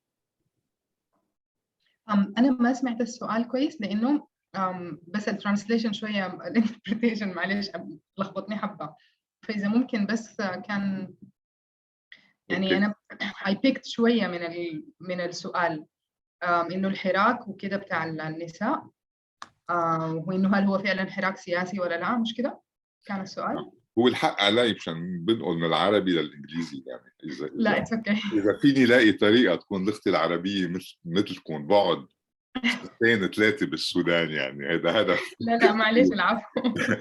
بس يمكن ندى فيها تلخص اللي قلته احسن مني. بالعكس انا بفتكر انه يعني كلام مهم جدا. يعني قبل ما ارد عليك يا دكتور اسحاق، عاوزه اشكرك برضو على الدور اللي قمت به في البروجكت ده برضو، البروجكت الكبير يعني it's a really it's a great privilege to be able to carry out research in Sudan, for example, and also in line with our in the context of a broader project بيركز على دول تانية برضو يعني. فأحب أشكرك وأشكر بروفيسور إبراهيم وكل الناس الانفولد في الإفورت ده. لكن بسرعة جدا عاوزة أشكر سعاد على الكومنتس بتاعتها. those were أنا هتكلم بلغة واحدة منهم يعني. دي كانت أنا بفتكر إنها تعقيبات مهمة جدا، وبفتكر واحدة من النقاط اللي أثرتيها هي مربوطة بشكل كبير مع النقطة اللي طرحها الدكتور إسحاق، اللي هي إنه يعني خلينا ننظر للبرودر بيكتشر، خلينا ننظر للجندر بوليتكس، خلينا ننظر للفيمينست اورجنايزنج، مش كده؟ فأنا بفتكر إنه يعني اللي طرحته يا دكتور إسحاق فيما يتعلق بالتجربة أو الريسيرش بتاع الجزائر it's extremely important, it's directly relevant to Sudan as well. الفرق إنه in our research نحن ركزنا على قطاع معين من النساء، يعني ركزنا فقط على يعني النساء في القطاع غير الرسمي، المزارعات، وبرضه في المدن بائعات الشاي والأطعمة. وإذا مشينا بالفكرة بتاعت إننا يعني نفكر عن الحراك في السودان من وجهة نظر الجندر for example and from a feminist perspective هنجي بنفس الانسايتس. and I say this for two reasons. واحدة منهم يعني زي ما عارفين في broader research أنا شغالة فيه عن الجندر والسوشيال موفمنت سوشيال ميديا and social change. ففي الإطار ده I observe يعني كل يعني النشاطات النسوية جوا السودان وبرضو في السوشيال ميديا. I also observe the discourse which is being articulated أو الخطاب يعني المنتج في هذه الفترة. فالشيء اللي وجدته إنه فعلا يعني في الريسيرش بيبر احنا بنتكلم إنه في نساء طلعوا في المظاهرات من غير علم أهلهم، بيقولوا لهم حاجات تانية. في نساء اتضربوا داخل بيوتهم من أفراد أسرتهم لأنهم طلعوا من غير إذن شاركوا في المظاهرات يعني. فدي حاجة يعني we know المجتمعات السودانية المختلفة بتاعتنا فيها الباترياركي، وده بيورينا إنه يعني مهم إننا ما بس نركز على التغيير السياسي overthrowing the government. We have to work at all levels على مستوى الكوميونيتي زي ما مي قالت، وعلى مستوى الهاوس هولد as well. يعني في أسر بيمارس فيها العنف وبرضه ضد النساء اللي هم عندهم اهتمام بالسياسة وبالعمل العام أو كده. بالنسبة وفعلا يعني الفيمينيست في السودان في women's organizations بيتكلموا عن الجندر equality، لكن ما بالضرورة بيعرفوا نفسهم كفيمينيست، وفي مجموعات بتعرف نفسها كفيمينيست، يعني في contestation around this term، لكن التعريف بتاعهم هم كلهم فيمينيست في النهاية. يعني ناس بيشوفوا إنه في مشكلة في الجندر equality في السودان and they want to transform this problem. وهم organized يعني حول الموضوع ده. I think إنه يعني yes this bargain is there in Sudan as well definitely, and I suspect in other parts يعني in other countries حاصل فيها حراكات. نحن الحاجة ممكن ننظر فيها لها بالنسبة relationship between المجموعات النسائية المختلفة هي إنه علاقة مثلا النساء في المناطق تحت سيطرة الحركة الشعبية بالمجموعات النسائية شنو، أو مجموعات المجتمع المدني. وأيضا ما هي علاقة مجموعات زي كل المهن أو قبلها كان اليونيون Cooperative Union of Tea Sellers أو اتحاد بائعات الشاي بالمجموعات النسائية. يعني أنا عارفة إن هم بيشتغلوا أو بتشتغل مع مجموعات كل المهن دي منظمة اسمها صيحة، يعني بصورة قريبة جدا يعني، وبدعم من السفارة الهولندية مثلا في السودان. يعني هم دعموا الشغل بتاعهم وساعدوهم في الأورجنايزينج، لكن كل يعني الإيماجينيتيف ستراتيجيز والفيجنز جاية من بائعات الشاي نفسهم يعني المنظمات. ممكن نتكلم برضو على إنه يعني في الخرطوم كنت في مثلا في الصيف ده يعني، وكنت قابلت برضو يعني عملت انترفيوز وكده، لكن في منظمة موجودة فيها مي اسمها رؤية for women for feminist studies. It's a feminist organization. They invited me إنه أتكلم عن intersectionality in general يعني. فلما أنا بتكلم من الحضور كانت في يسرية، أنا كنت دعيتها هي وأستاذة عوضية وغيرهم للميتينج ده، لكن هم لسبب ما جو يعني. لكن هم يسرية كانت موجودة هناك وعرفت نفسها إنها من كل المهن. يعني في مجموعات نسائية بتشتغل including مع التي سيلرز. يبقى واحدة من الأسئلة، عارفة إنه في دارفور في مجموعة بادية شغل مع بائعات الشاي يعني، لكن إنه كيف الشغل ده برضه تو اكستند لمناطق تانية زي بورسودان مثلا يعني وغيره.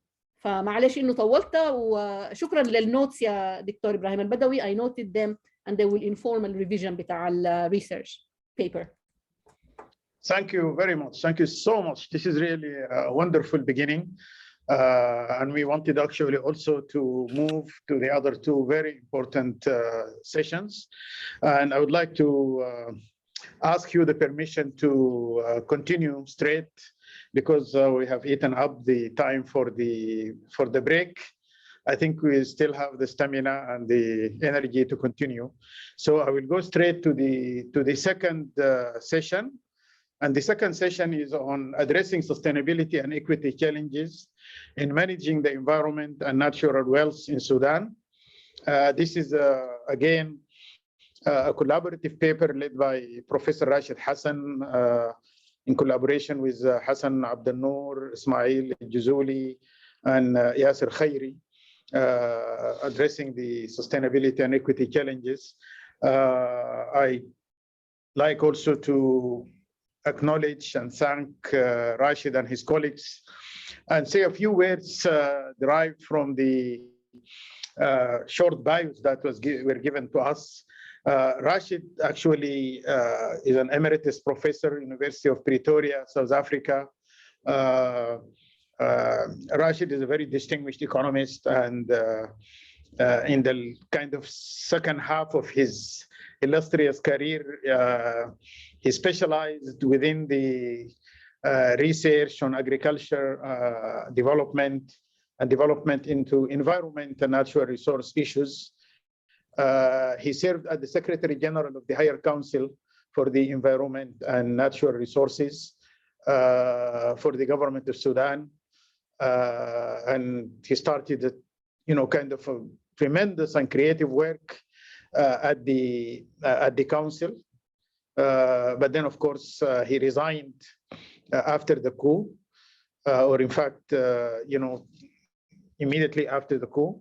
And Professor Rashid is the founding director of the Center for Environmental Economics and Policy in Africa.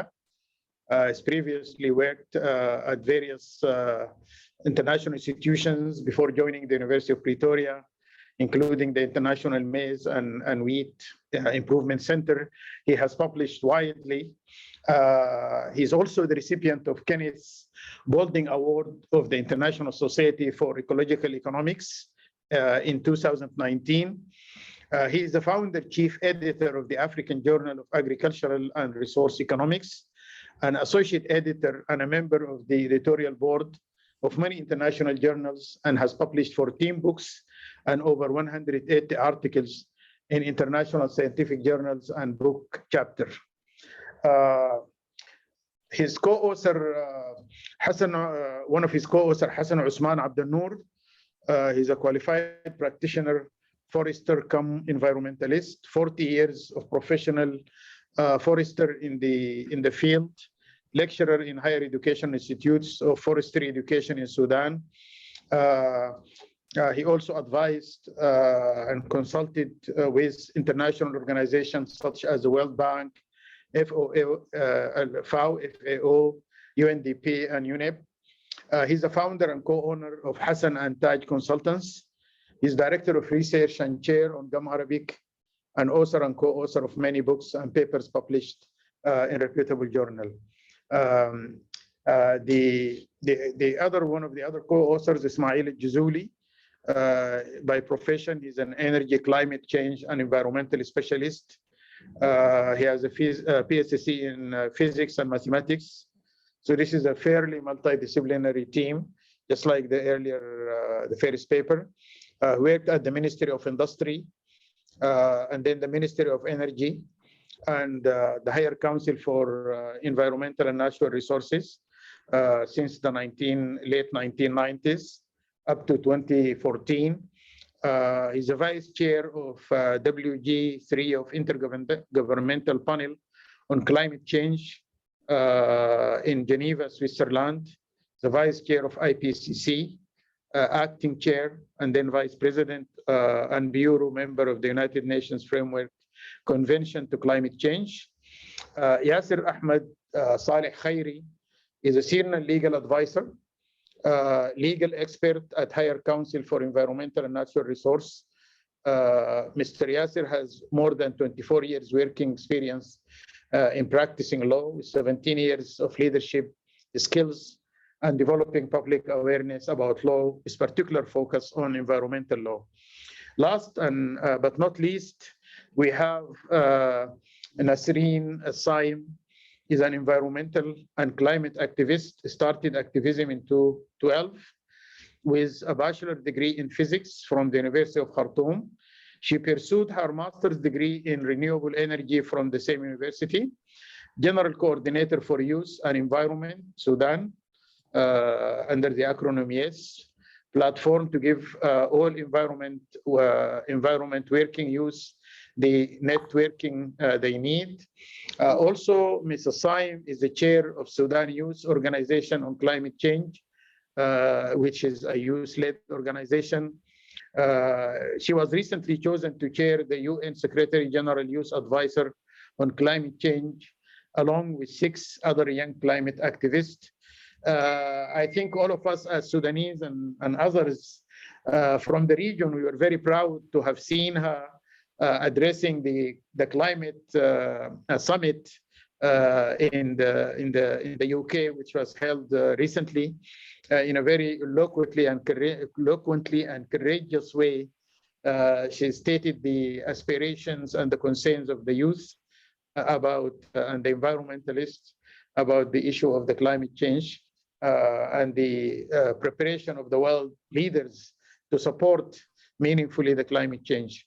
So I think we have a very distinguished, as before, very distinguished group of presenters and lead commentator. So without further ado, I invite Professor Rashid and his colleagues to give the presentation, and you have 20 minutes. Thank you very much, Professor Ibrahim, for your kind introductions, and it's a great pleasure for me to be speaking to you all in the audience. Let me share my slide.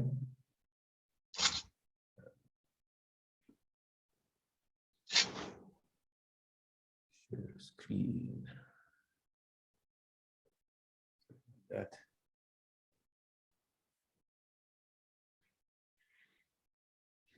Why am I not?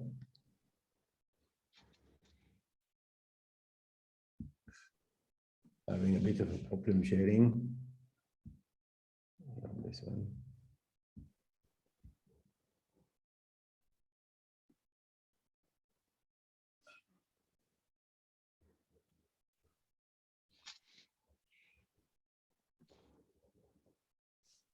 My apologies, I'm just having a problem with my, can't see why I can't get my file.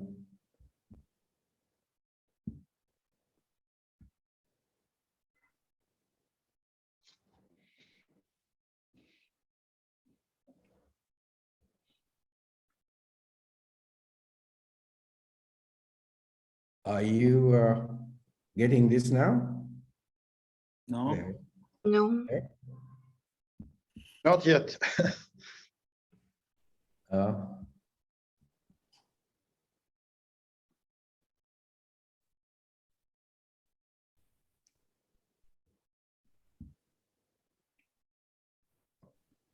Sorry, I don't know what is going on here.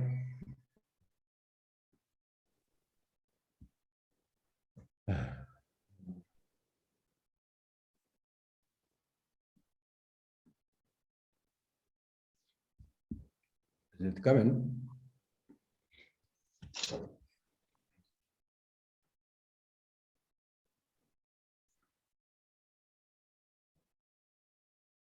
It's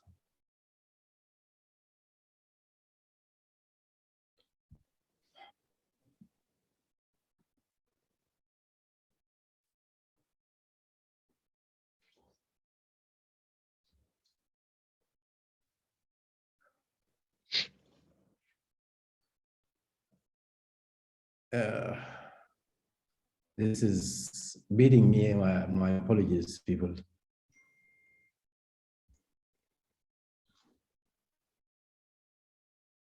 Dr. Rashid, there's a share screen button that's Yes, at the bottom of the screen that's yes, green. I'm trying that, but it is not giving me the. It's not giving me the. Do you have the file open that you want to Yes, share? I do have a file open. Do you have many other files open? No, Maybe no, the other it's file. just this one. But yeah, I don't know. Maybe I should just send it to you. Exactly, that's what I was going to say. You could send it to Yes. Yes, you can send it to me and I can share my screen. Let me send it to Ramaji and then. Sorry, apologies, people, for that. This is always the problems of the technology. Yeah, so I think then I have to log out from this and go to the other, to the internet. And would you like to present and then share the slides with us afterward? Yeah, let me. Okay, I'm just going to send it to Ramaji now.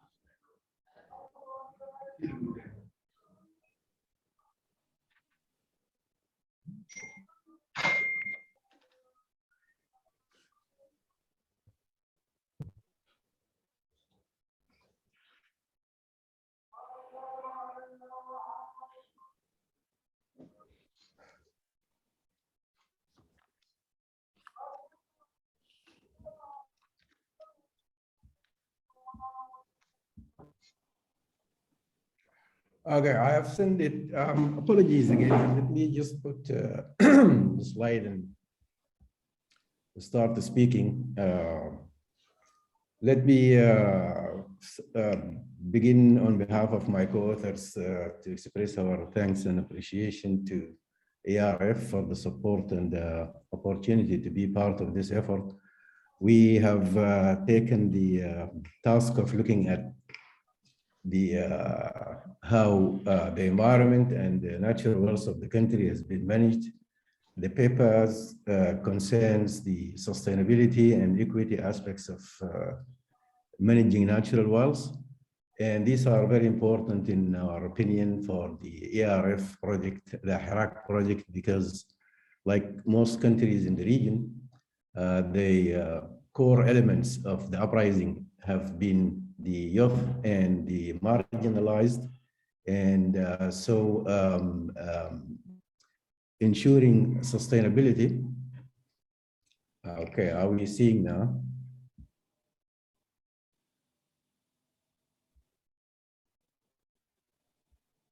Okay, do we have the full screen? Yes. Okay, thank you.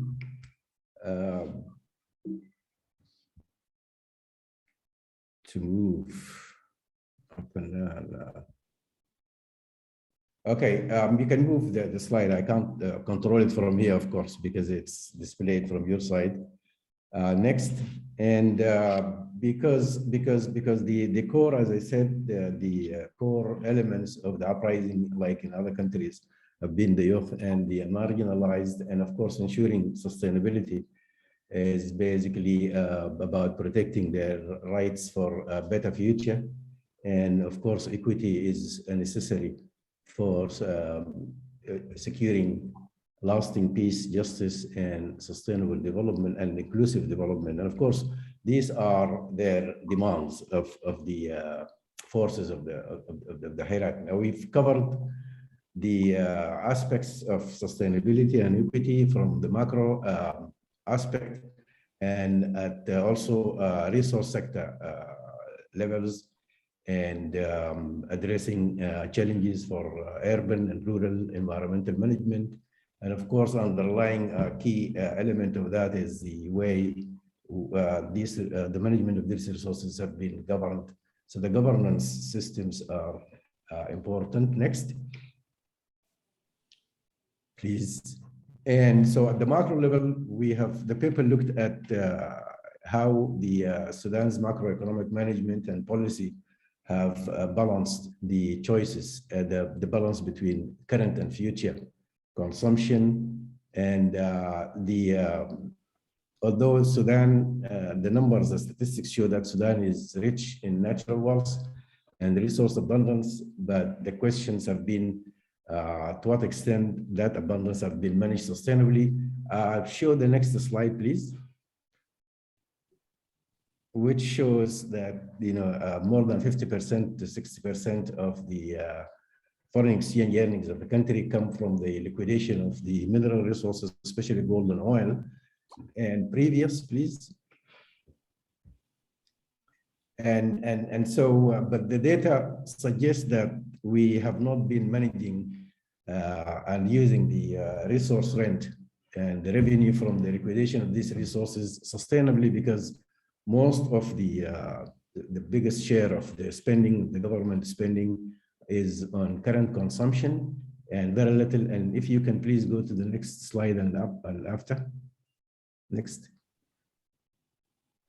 And you can see that more than about 40% goes to subsidies of consumption, current consumption, and another bigger share goes to the compensation of employees. So more than 60 to 70% of the spending is on current consumption, with very little spending on environmental improvement, and very small shares being spent on building of alternative forms of capital to compensate future generations for the liquidation of the natural wealth and resources.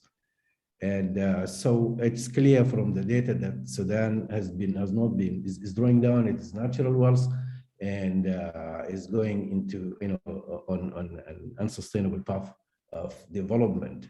It is like having a saving account and going wild with spending it on partying today and leaving little and little less and even nothing for tomorrow. So this is a very one major challenge in terms of the sustainability issue. Next, please.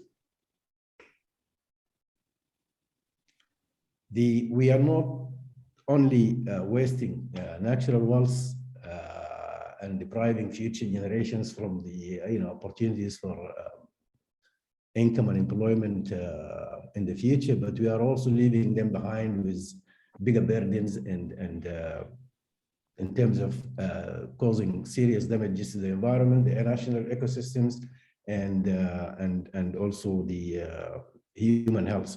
So particular practices in the oil and gold mining stand out as very serious, especially use of mercury in artisanal gold mining, and all the damages and the serious health threats to human population and damage to the ecosystems. And the numbers also show that this is very widespread and causing major problems to human health in many parts of the country, spread in 14 states in the country, and causing there are high traces of mercury contamination among miners, especially women and children who are very exposed to that. Next, please. Not only the gold mining, but oil production also is causing serious pollution and damage to the ecosystems and environment, and particularly disturbing the dysfunctions of ecosystems and the movement routes of wildlife and other livestock. And particularly there are substantial amounts of polluted water found in the extraction production of oil is causing also serious environmental problems. And one major challenge there is the lack of transparency in meeting the environment.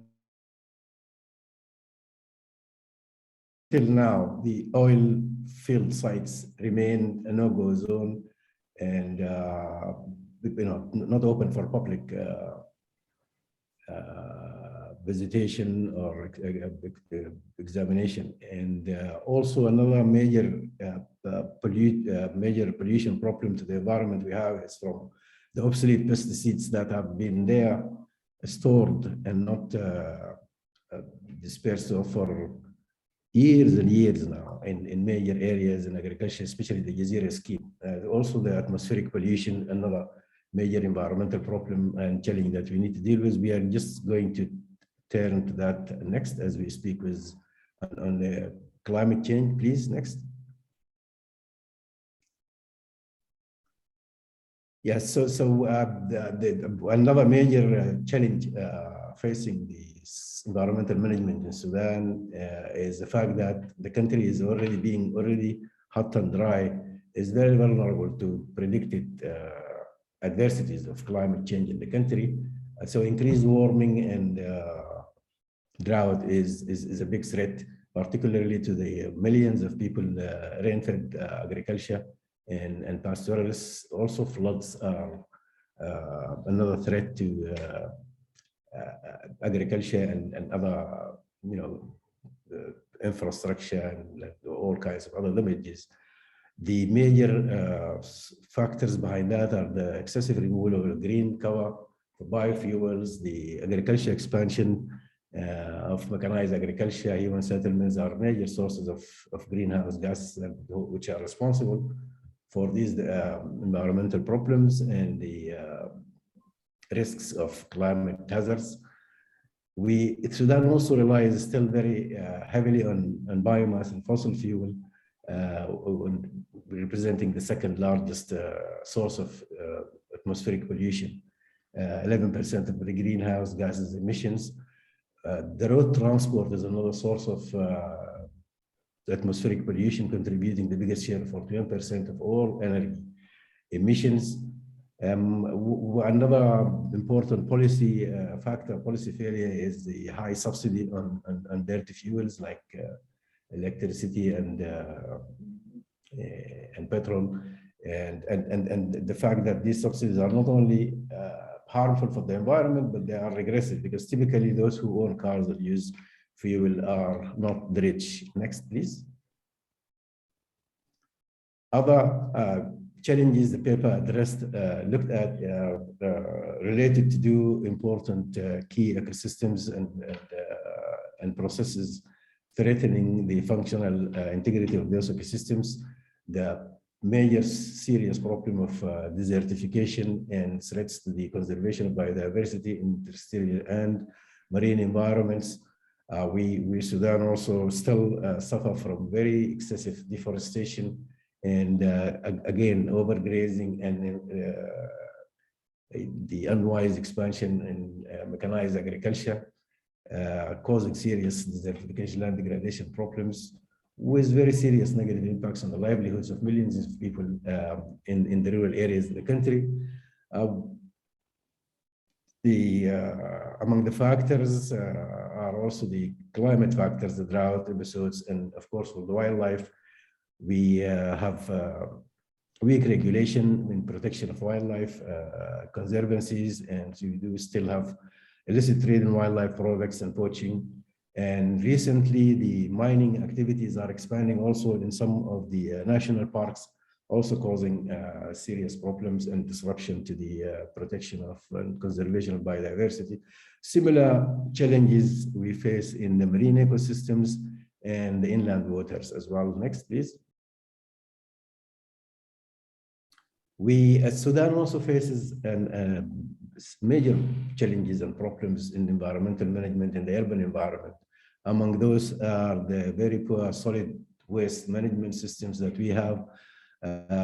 Some of the elements of that is the serious careless disposal of medical waste. It's not properly separated and separately disposed of. It's usually generally disposed of as part of the general waste in the landfills.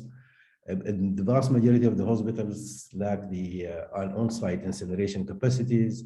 The industrial processes also, discharge of hazardous waste in significant amounts without any treatment to the other media of water source courses and land. And of course, the fact that still only less than 1% of the population in Sudan have access to sewage network services. Next, please.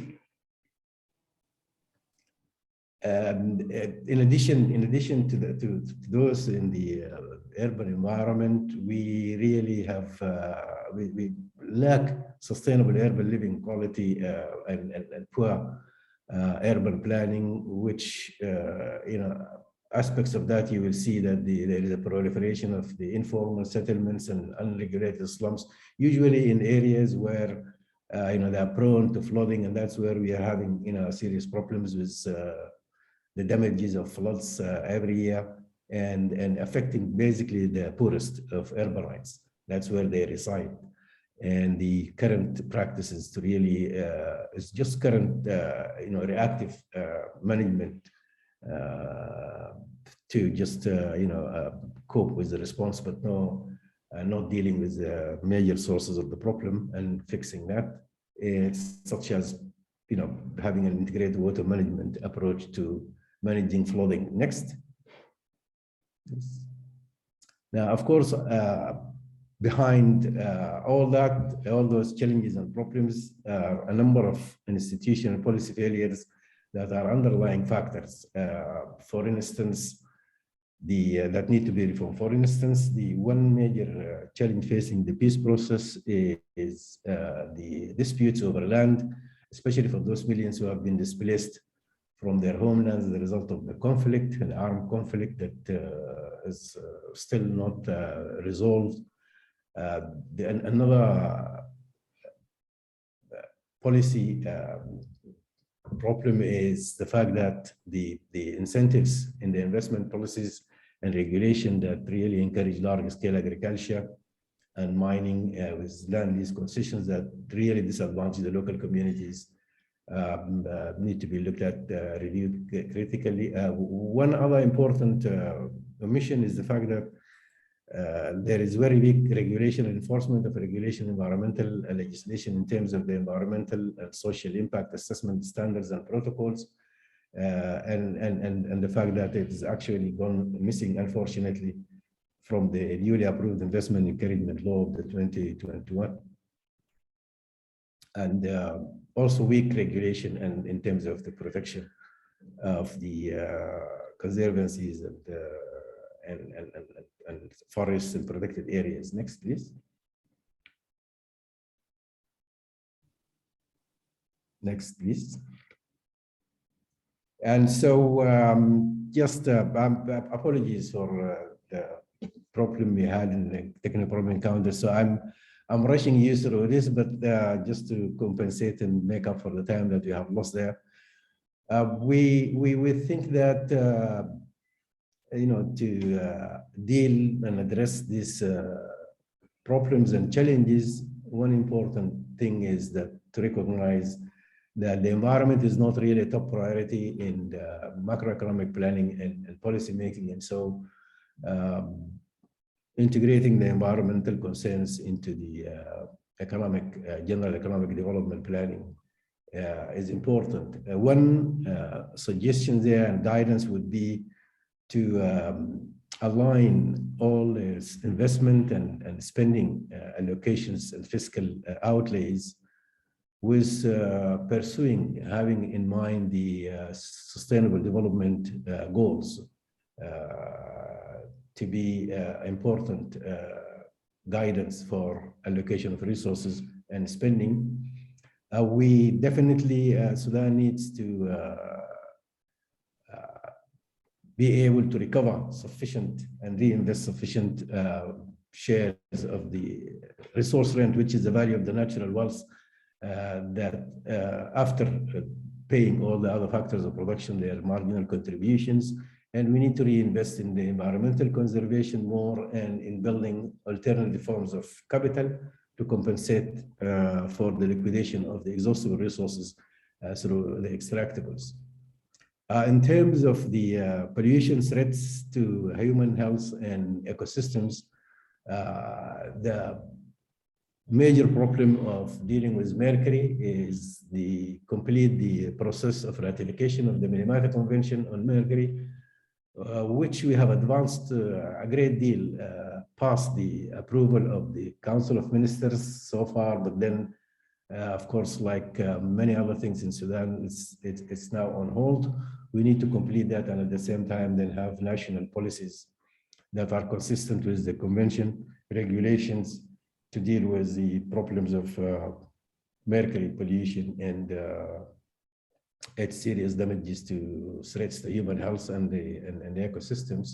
Of course, the fact that especially in artisanal mining, it employs millions of people right now. It's spreading all over the country. And so we need to definitely have environmental friendly substitutes for the use of mercury. There are efforts in that direction, and there are opportunities and there are options for addressing this. The protection of environmental quality against the pollution hazards, also, is common to other extractive industries. The one issue there is that these companies claim that first of all, they do in terms of social responsibility, they contribute funds to the government. It's not clear what is happening with that funds, and there is no transparency and accountability in terms of how the government is using those funds. The other thing is the companies claim that through the social responsibility, they do build alternatives. Let's say, when they contaminate water resources around certain villages, they provide villagers with dug wells and stuff, but they don't really fix and clean the environmental damage and pollution that they have caused. So I mean, introducing and instituting a better regulation, environmental protection will be important. Protected areas, we have very weak regulation and enforcement of regulation protecting the environmental areas against encroachment from agriculture, from other, including mining these nowadays, and of course poaching and illegal trade. And next, please. Dealing with the threats of climate change and responding to that, Sudan has a number of important options, particularly that the country has now the High Council for Environment prepared the nationally determined contributions with important climate mitigation and climate adaptation components to respond to climate change. But important is to also have to mainstream climate change adaptation and mitigation into the main economic development and development planning and policy in general. Definitely the removal of the subsidy on fuels is welcome, a step, important step, but we need to make sure that the savings from the removal of those subsidies be directed to improvement in environmental health and conservation, and at the same time, probably also investing in building alternative wealth, forms of wealth. There is an opportunity that switching road transport, as we have seen, is one major source of emissions, greenhouse gas emissions, and especially like in the greater city of Khartoum, there are advantages and co-benefits from switching from road to river modes of public transport, because Khartoum is endowed with basically an infrastructure, a natural infrastructure that does not require putting railway networks or building road networks.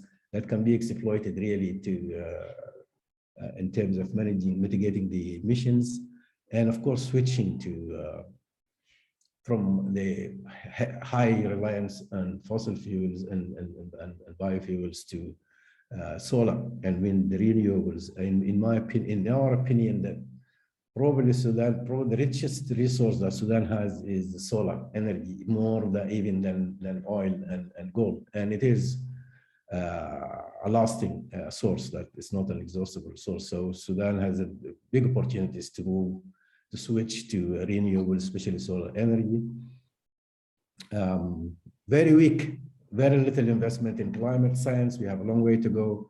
But also, you know, because of the vulnerability to the high risks of climate, a number of, especially the dry land farmers and pastoralists, need innovative ways of introducing insurance against climate risk.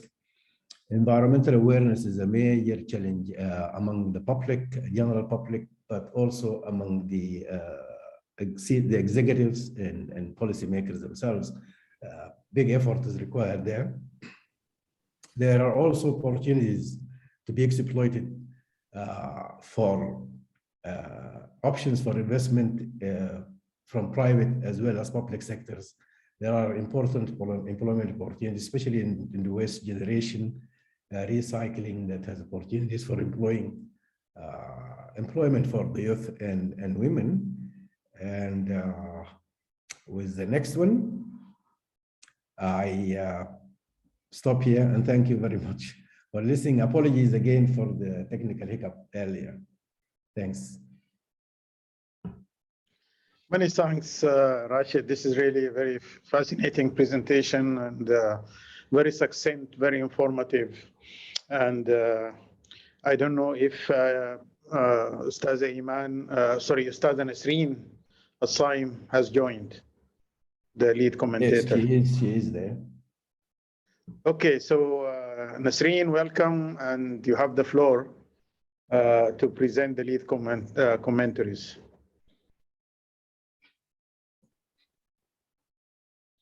You are in mute, so unmute yourself and give your presentation. Yeah, thank you very much. I was just added as a panelist, and that's why maybe I had to jump off and then in again. First of all, welcome everyone to this session. I'm very glad to be the discussant of today's paper. First of all, it's very related to the work we are doing. Secondly, the project in general is very in tandem with the actions that is happening right now in Sudan, and especially to a project that I personally work in with the Ministry of Environment of Germany, which is Youth and Environmental Governance. And this is exactly climate environmental governance. And this is exactly what the paper is about. So I will try to give an overview, not only on the paper, but also reflections on how the situation on the actual reality looks like, more than the drafts and the graphs and the different figures and numbers.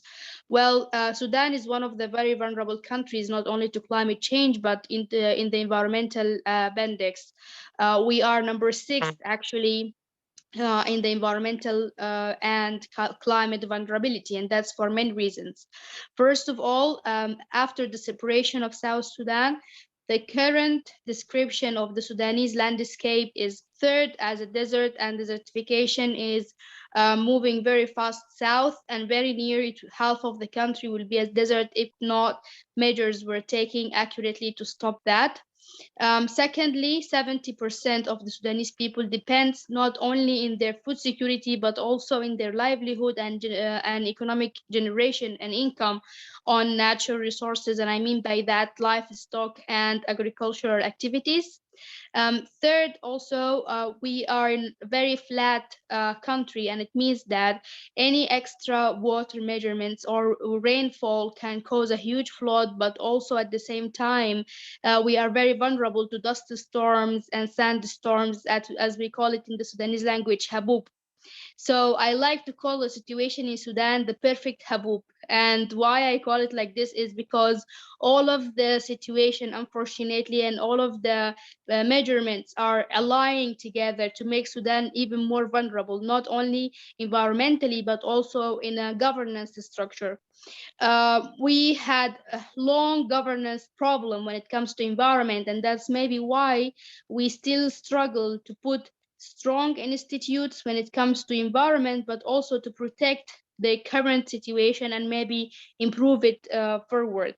The Ministry of Environment, after it was actually established, it was established just to be a political settlement for different parties, and not an actual institutional government that actually have a budget to actually implement different environmental measurements. The last budget was approved by the previous regime. Al-Bashir's regime also mentioned that only 0.03% from the national budget goes to environment, while 70% used to go to defense and army.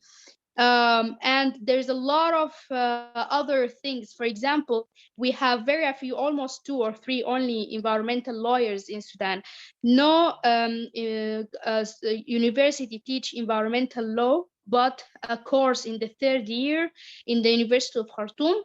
And whenever we actually look for a legislation or a law perception by the different practitioners and the different professionals, it's very hard to find people to actually do that work. Not only that, but a lot of species that are actually in the edge of extinction by the IUCN are legally okay to be hunted by the Sudanese current law. And all of these things needs to be changed and needs to be worked on. Of course, there's a lack of accountability. There is a lack of supervision on the current activities, not only hunting species, but also mining and also oil extraction. Also, all of the environmental protection units in most of the factories are not even working, or if it's working, it's very low efficient, and there is very limited ways to actually enforce law. And I think this is the biggest problem we are facing all the time, that there is no hands to enforce law in such countries like our country.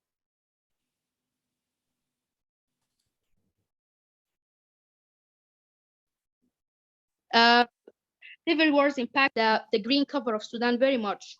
The Sudanese army, but also the rebel movement used to do a systematic cut for trees just to be able to see their enemies, as they call it, and also to remove the cover from the other side, not to be able to cover in the wood, for example, or in the forest.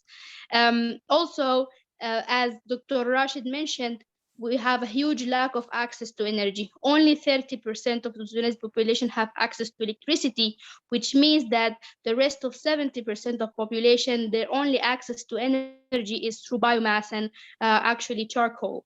And there is no regulations for cutting trees. There is no regulations for decarbonization of these trees. So of course, being or selling charcoal is very profitable in this country. So that's why I call it the perfect haboob and the perfect storm, because everything is gathering together to make the situation even harder. I stop here maybe, and I can give the floor to the audience if you have any questions or answers, or to Mr. Ibrahim Al-Badawi. Thank you so much, Nasreen, for making these very complimentary and pointed remarks. I think we have time now for open discussion, maybe 10 minutes before giving back the floor to the authors. Ibrahim? Yes, we have. Thanks. Yes, Rashid? I think. Well, I would like to thank Nasreen for the very valuable comments and contributions to this. But maybe I would like to invite my co-authors if anyone has anything.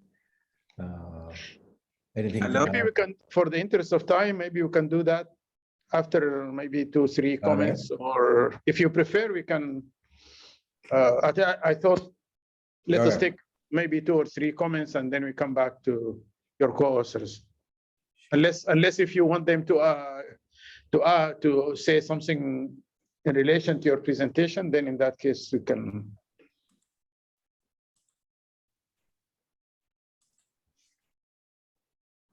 Rashid, do you want to? No. I was just thinking that maybe one of the co-authors in the audience want to add something, but. Okay. Okay, let us do that. You know, Dr. Saif can wait. So we have Saif now as going to ask a question, but perhaps Ustaz Ismail and Hassan Abdel Noor, if you wanted to say something, please go ahead. But perhaps when they respond to the questions, they can do that as well. Okay, fine. Saif, you have the floor for a quick comment. Saifuddin Abdurrahman, the floor is yours. Thank you, Dr. Ibrahim, and thanks the team, Professor Rashid and the team. In fact, this is a very, very important issues. The environmental. In fact, I arrived from Nairobi today around 2 o'clock, and I said it is very important to attend this session. In fact, somebody, when you come from Nairobi and landing in Khartoum, sometimes you feel you wonder what's Sudan. I think the issue of the environment in many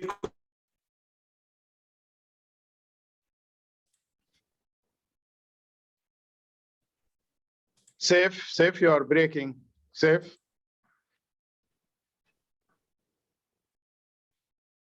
Okay, we'll come back to you, Saif. Maybe we just move on so that we, for the interest of time, are there any questions or comments from the audience? I could. Yes, Ishaq. Yes. Well, I mean, first, thank you. This is a tremendous contribution. I think it's an eye-opener. You know, Dr. Rashid, you make it clear how multifaceted, huge, and hugely important the challenges are, and complicated. And Nisreen, for your, you know, perfect Haboob analogy and showing us also the situation on the ground. My question or suggestion has to do with green finance. You know, to what extent can the world get organized to help Sudan and countries like Sudan start moving on such an important agenda? Adaptation, mitigation, and beside, it's not just carbon, right? It's mercury and many other things. And I find it, you know, although it's so valuable to have this piece in that vision, in thinking about the Hirak and the future and the youth, it would be equally important to, perhaps if you can, to figure out to what extent can the world make good on their promises and help Sudan in some of these challenges, and to what extent you see actually, you know, not sufficient support. That the narrative remains very far from the kind of support that the world can deliver on green finance. Thank you very much, Ishaq. I think this is a very important point, and I'd just like to add a quick thing, Rashid and your colleagues, that Jeffrey Sachs issued a very interesting article back in November, and he argued for that voluntarism should end, and that actually a specific formula for supporting adaptation and mitigation by rich and the most serious kind of polluters, you know, atmospheric polluters should actually be assigned to countries according to their responsibilities and wealth. And maybe that dimension would be very useful to include in the analysis. Saif, are you back? I think we lost Saif. I see that he sent a message. Oh, he wrote some message. Yes. Yeah, maybe Rashid, then you can respond to this as well. I think he's saying, okay, sorry for the internet. I want to say that it's important also to think about behavior change, including agroforestry, can deliver much better results. But yes. Quickly, and then I will I'll give the opportunity to my co-authors to respond to some of those. But what Ishaq Diwan has been saying, and your comment, Ibrahim, also definitely are very important. One can speak a lot about, especially during my period at the head of the Higher Council, some of the things that in our plan provided to the Council of Ministers about the situation, in addition to the numbers that we have shown now, little investment and spending on the environment, we have shown the budget of the Council that there is significant assistance that comes from the international community, especially in support of adaptation to climate change, benefiting, I would say, a very large number of the pastoralists and farmers in the dryland areas. But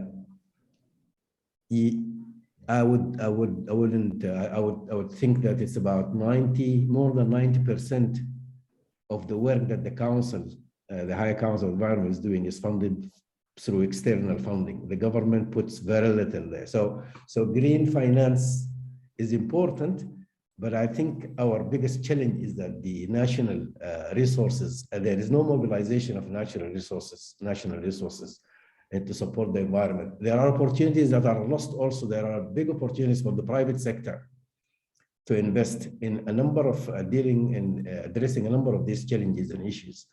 There are initiatives, but I think we are not also doing very well in terms of taking advantage of the willingness to use some of the resources and from the private sector, especially in the energy sector, switching from, for instance, fossil fuels to solar. Big opportunities for the private sector there. The management of waste and recycling, and there are lots of opportunities that are really not exploited. That's in terms of mobilizing national resources and funds to support environmental conservation, environmental management. But yes, Sudan is already dependent very largely on international assistance in terms of green finance. Of course, the nationally determined contributions, the NDCs that are prepared now and submitted on the Paris Agreement, in fact, is very ambitious, has a huge budget for supporting environmental management and environmental conservation. And I think Sudan is proposing to get 70% of that from international finances. But in general, of course, like the rest of Africa, Sudan is not really making yet good use of the international finance. And there are problems, as if people who have been following the Glasgow conference and the commitment, problems with making the commitment of the international community, financial commitment to support the developing countries in dealing with climate change. I think, yes, safe point is important. Definitely, the NDC that Sudan is a number of the adaptation measures include agroforestry. Has a potential to also definitely in terms of there are not just for adaptation, but it has a potential for mitigation, which is increasing the carbon sink and carbon storage by afforestation, and of course, agroforestry as part of the agriculture system in the dryland areas will be important. Maybe Professor Hassan, Ismail, and other colleagues want to add and say more about and respond to some of the. I'm trying to.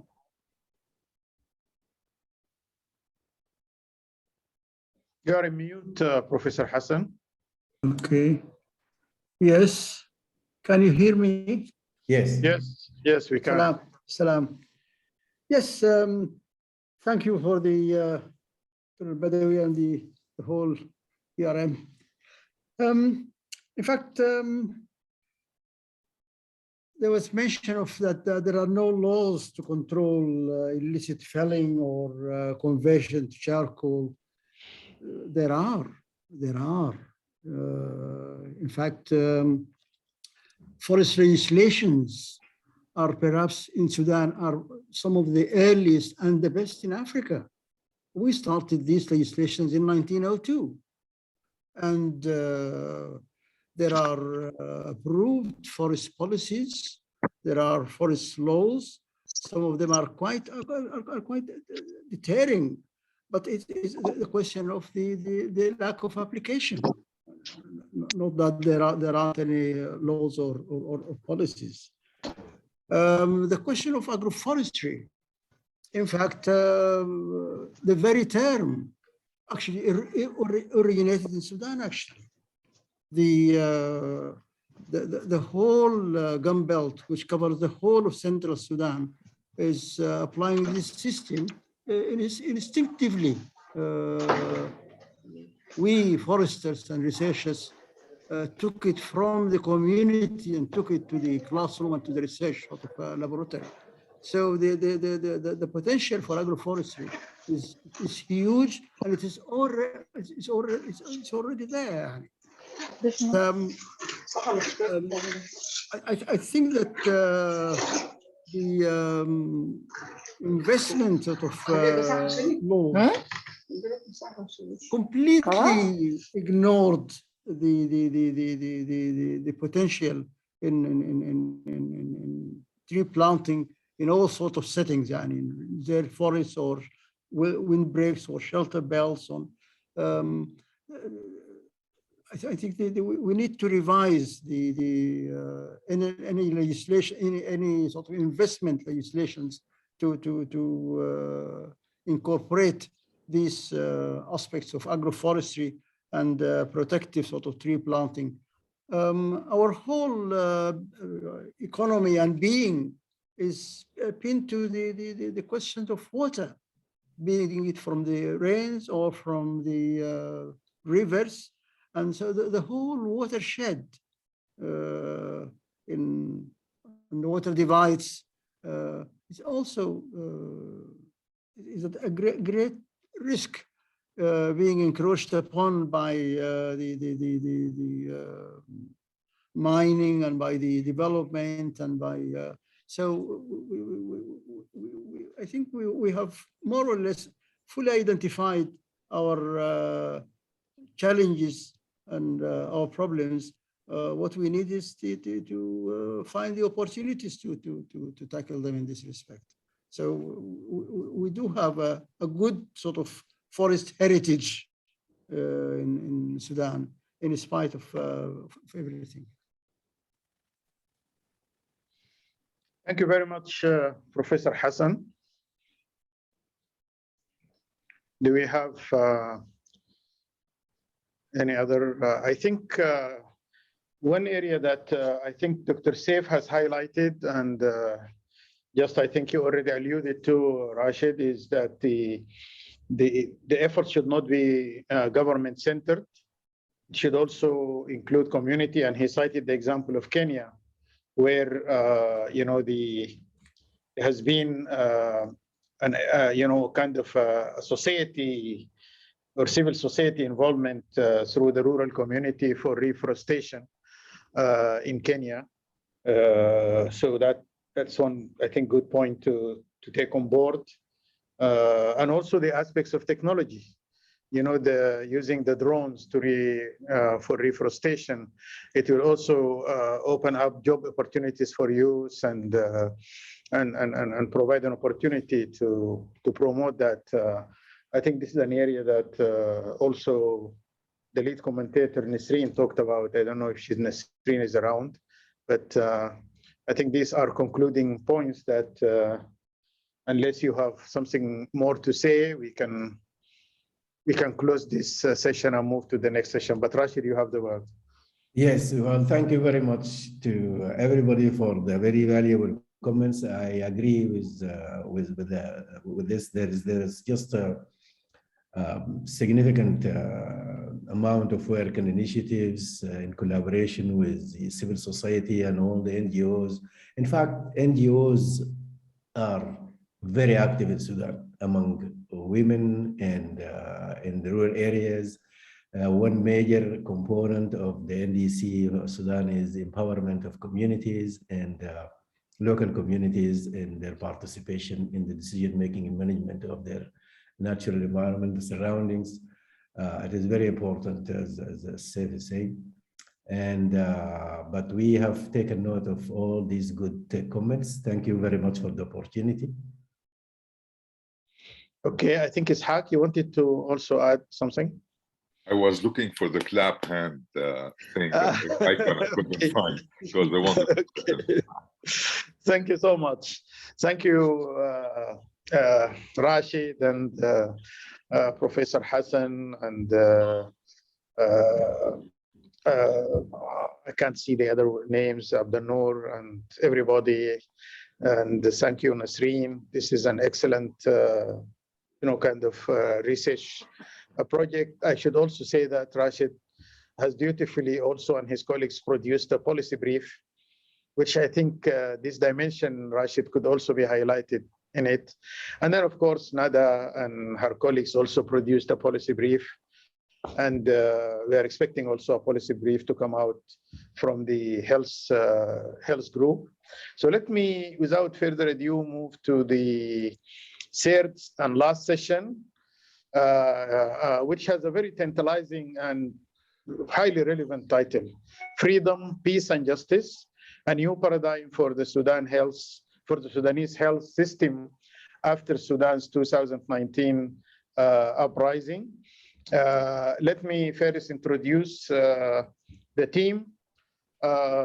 Dr. Abdul Hadi Tahir is an independent consultant and expert for health, reproductive health, and women's rights with over 23 years of experience in various settings.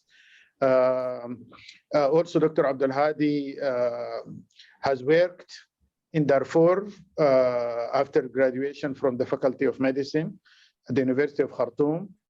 During his time as a clinician in Darfur, he managed to minimize maternal and child mortality and control of infectious disease outbreaks in the region.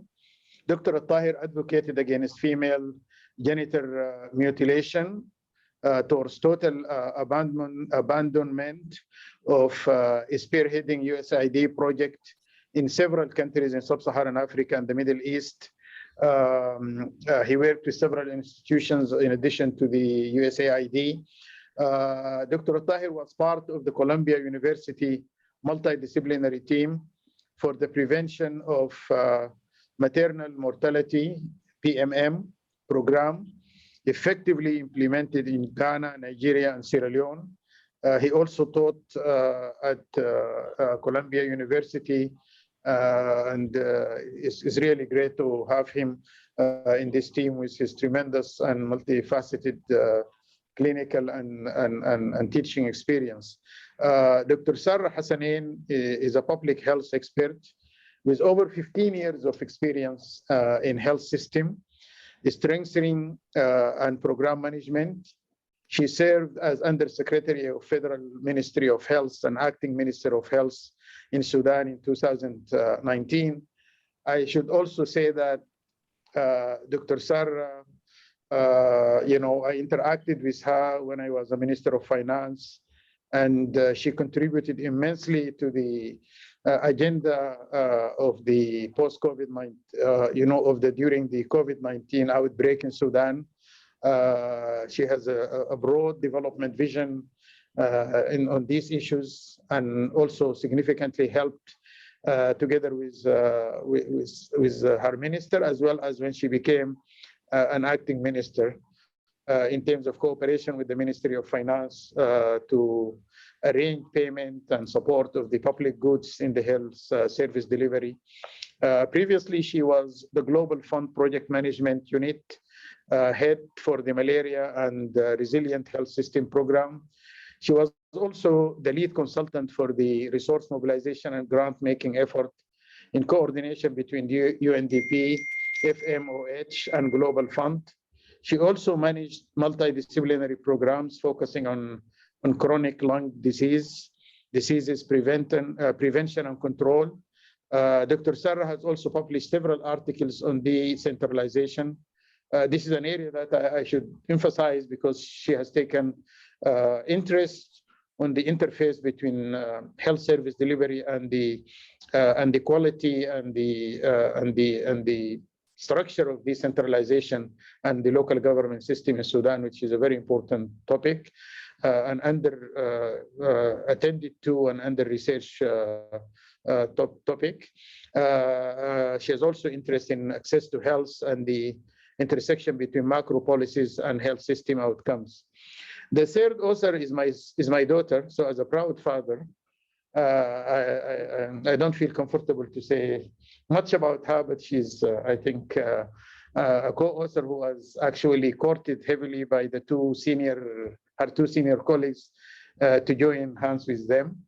And so I will leave it there and invite Dr. Sarah to make the presentation. Unfortunately, I will leave it to the authors to speak about their distinguished lead commentator, Professor Omar Suleiman, because we didn't receive his bios in time, but we know about him and his very distinguished standing in the medical profession.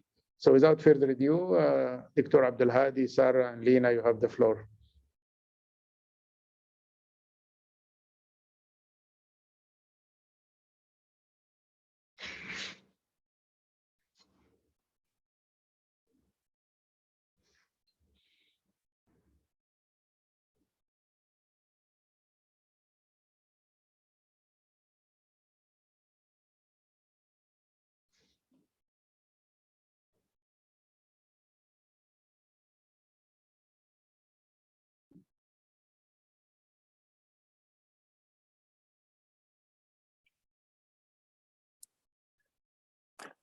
Hello, Sarah.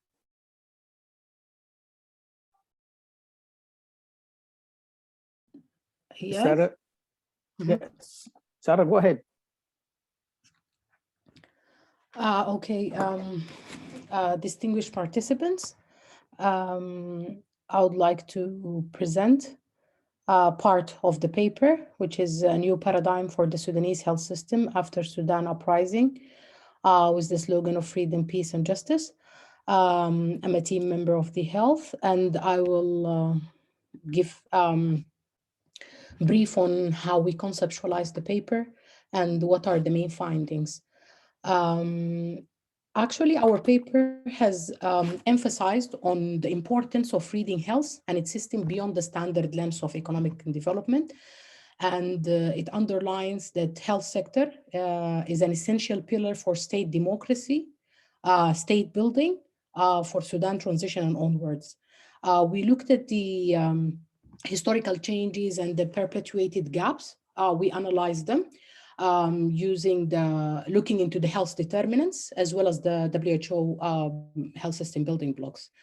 We came up with alternative for addressing health system crisis in Sudan, and we mainly put them in a context-specific sense, because this is our main slogan, let's say, that we really need to tackle the health as in integration and alignment within the overall policy and within the overall policy apparatus and the developmental and economical model, and also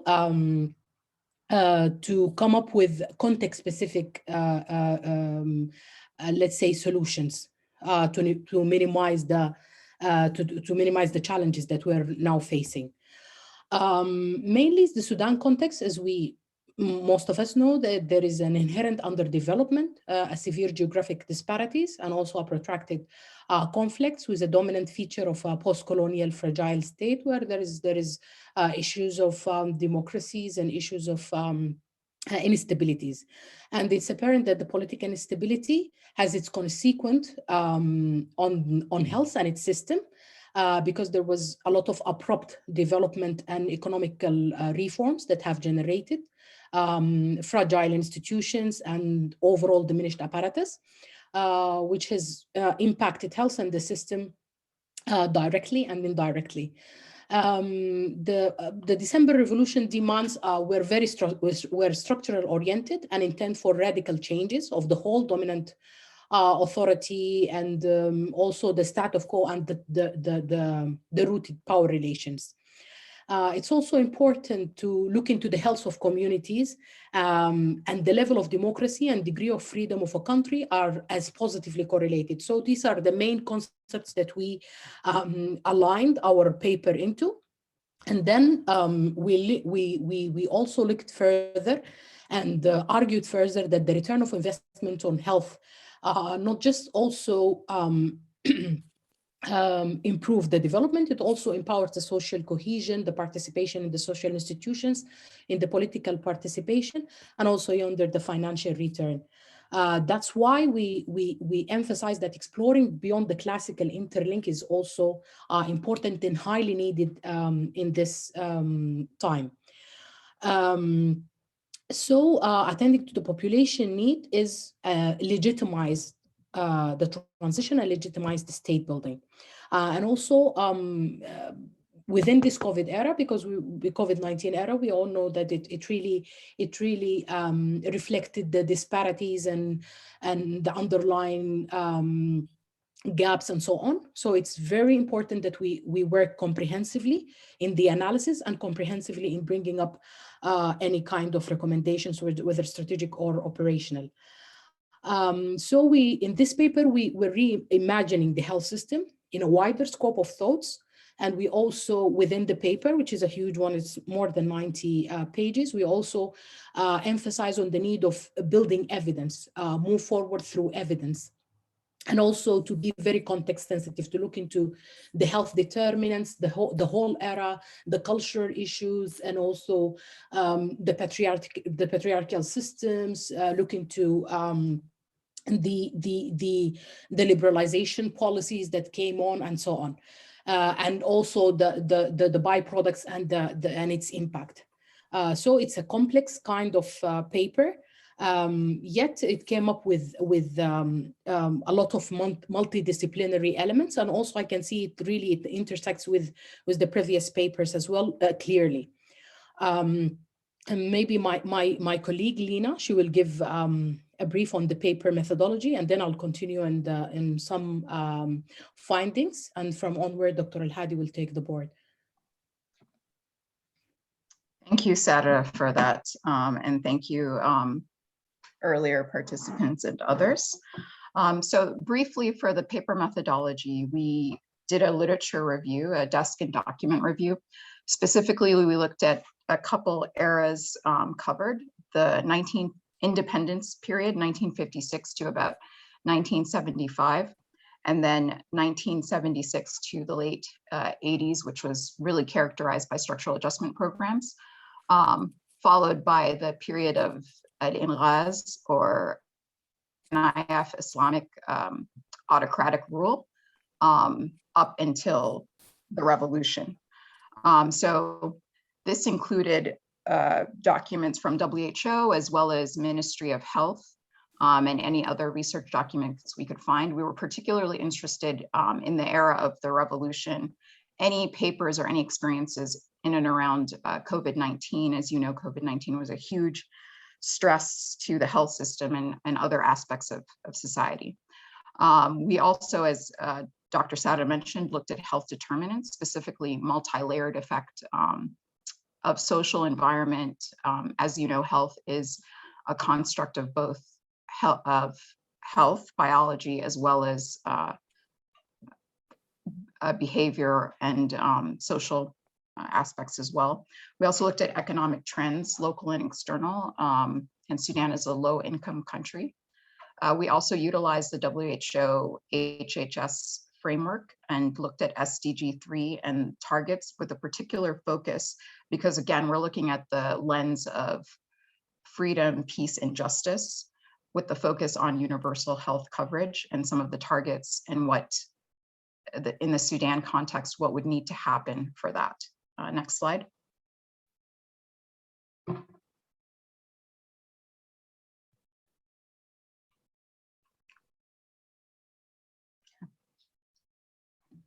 We looked at gaps and examined developmental and economic reforms, particularly the kinds that would need to occur if we were going to live in a free, just, and peaceful society under the lens of a universal health system, with a particular focus on some of the insurance schemes that had occurred throughout the history of the state. We looked at institutions and some of the apparatuses built in the institutions to actually distribute healthcare and health services. And the system, in terms of human resources for health, i.e. how physicians, nurses, health allies are distributed throughout the system, as well as the burden of disease, chronic versus non-chronic, and then of course, a big one, COVID-19. And I think that might be it for me in terms of slides. So I'll hand it over to you, Sarah. Thank you. Looking into this map, we can see that Sudan is a multi-hazard country where 78% of the states are at greater risk of 4 or more hazards, like either having floods-related droughts or waterborne disease, vector-borne diseases, or mass casualties.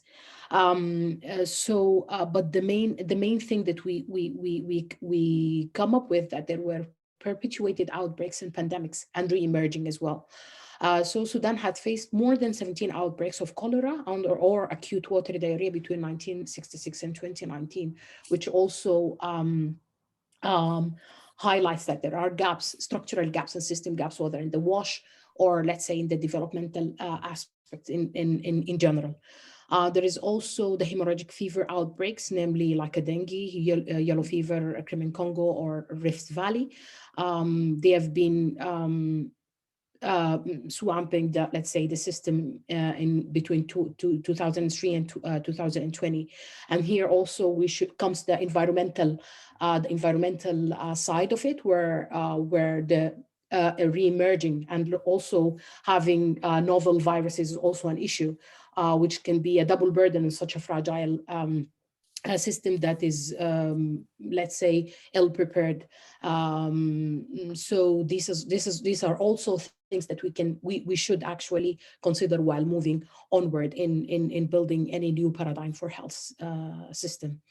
And like we all know, it has a devastating impacts on systems, causing mortalities, long and short term shocks at social and economical level, which also put extra weaknesses and political instability. So it's a kind of a cyclical, and also this is one of the things that we kept highlighting. It's a cyclical issue. That's why health should be prioritized and should be really being looked at, not just as a secondary thing within the developmental and political and economical dialogues.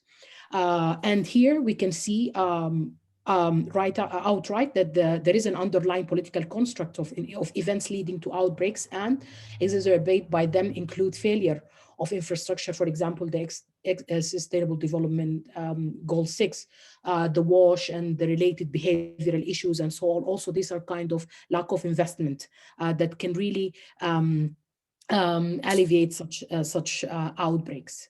And also this brings up the international health regulation needs, and the international health regulations, which has also the security element, and also it has the solidarity element, and it has the all of the globe sense in moving, which also in building the system we should also consider, like example, like the CDC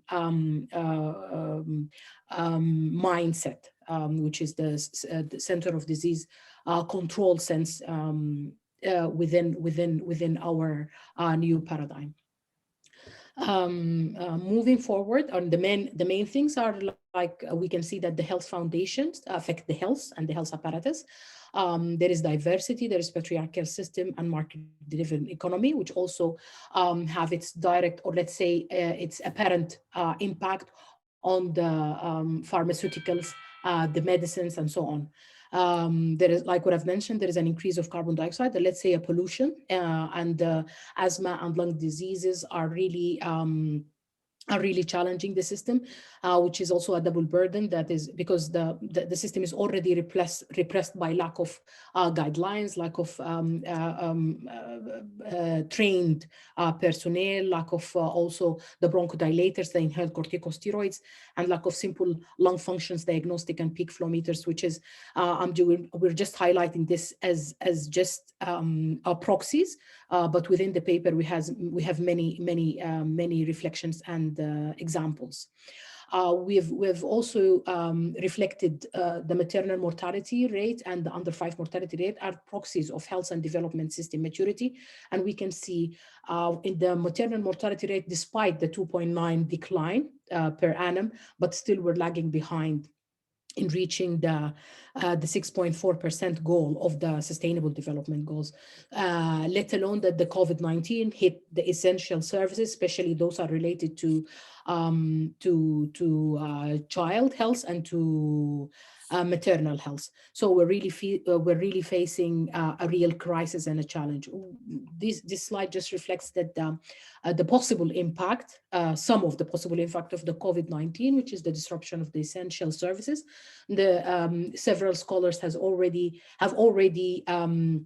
reported the decline in the diphtheria and measles vaccination rates.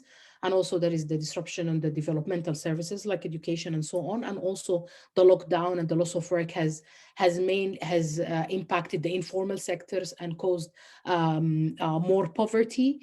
And also the gender lens on this cannot be neglected because mainly women are affected more.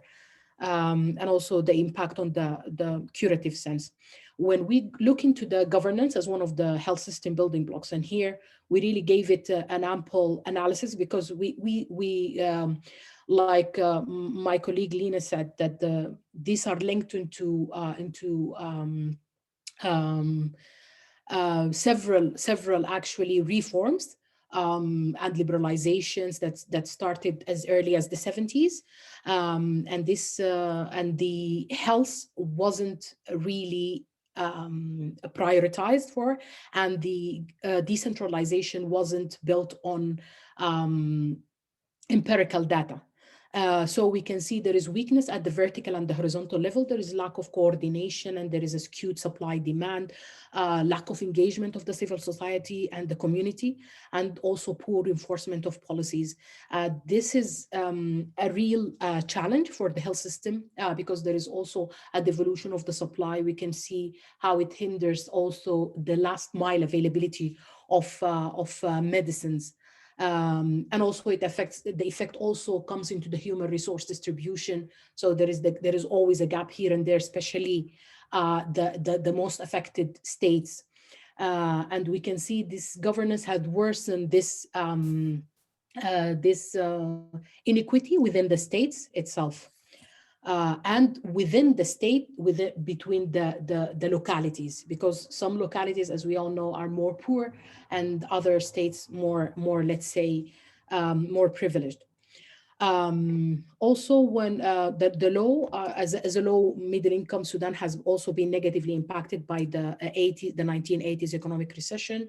And also there was the liberalization policies of the 1992, which the community has really sensed it more within the health system because there was, the imposition of the user fee and also the cost of the medicine and the out-of-pocket expenditures became really high and apparent. And since that time, the FMOH has ever since been very financially distressed. When we look into the health financing, which is so linked into the leadership and the governance, we can see that the main feature is the high out-of-pocket expenditure that exceeds the 70%, which is also causes catastrophic impact and catastrophic events on the communities. And the reduction in the governmental and social spending has also caused had impacted poor and the low-income classes negatively. And this has been reported in several countries like Egypt, Pakistan, and also in Sri Lanka. When we look in the human resource of health, like what we've mentioned, also there is disparities and gaps here and there.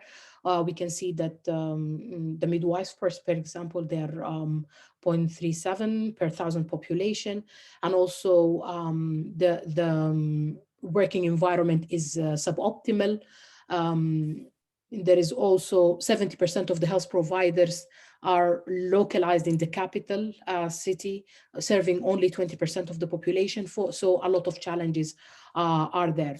And any need of change, we need to look deep into the reasons and link them within the overall structures and economical and developmental structures, as well as other determinants. Access to medicine and technologies, it's a real hazard. It's a real, crisis. There is shortages. Also, the availability of the medicine up to the last mile,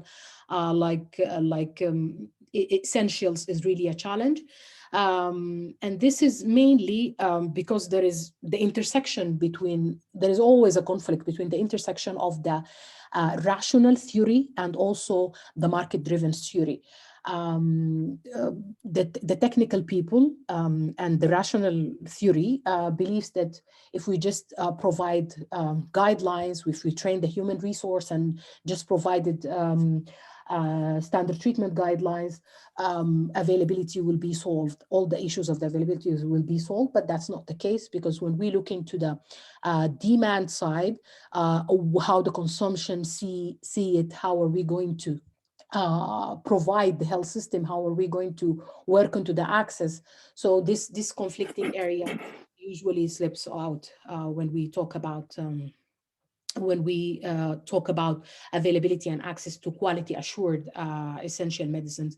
Also, there is the quality issue, the forecasting and quantification. There is also the logistic management information system gaps, which is part of the overall health information gaps and data gaps. And this is also an area where we're recommended on. So in a nutshell, we wanted to highlight that health is central to legitimacy and state building, and also planning for development and health issues is also a political construct and cannot be done in isolation, and it needs a multi-sectorial approaches. And when my colleague Dr. El Hadi starts reflecting the recommendations, we have also structured them within the paper to reflect the stake of each sector, the stake of each ministry, because like what I've mentioned, for example, the water and sanitation, it's distributed between the Ministry of Health, also other two ministries and so on, and also the development partners are scattered. So the multi-sectorial approaches and also the integration and the comprehensive way of thinking is always needed. We also advocated for having social constructivism and also positivism, and yet pragmatism in viewing several issues. For example, the pharmaceuticals and the medicine availability. We cannot just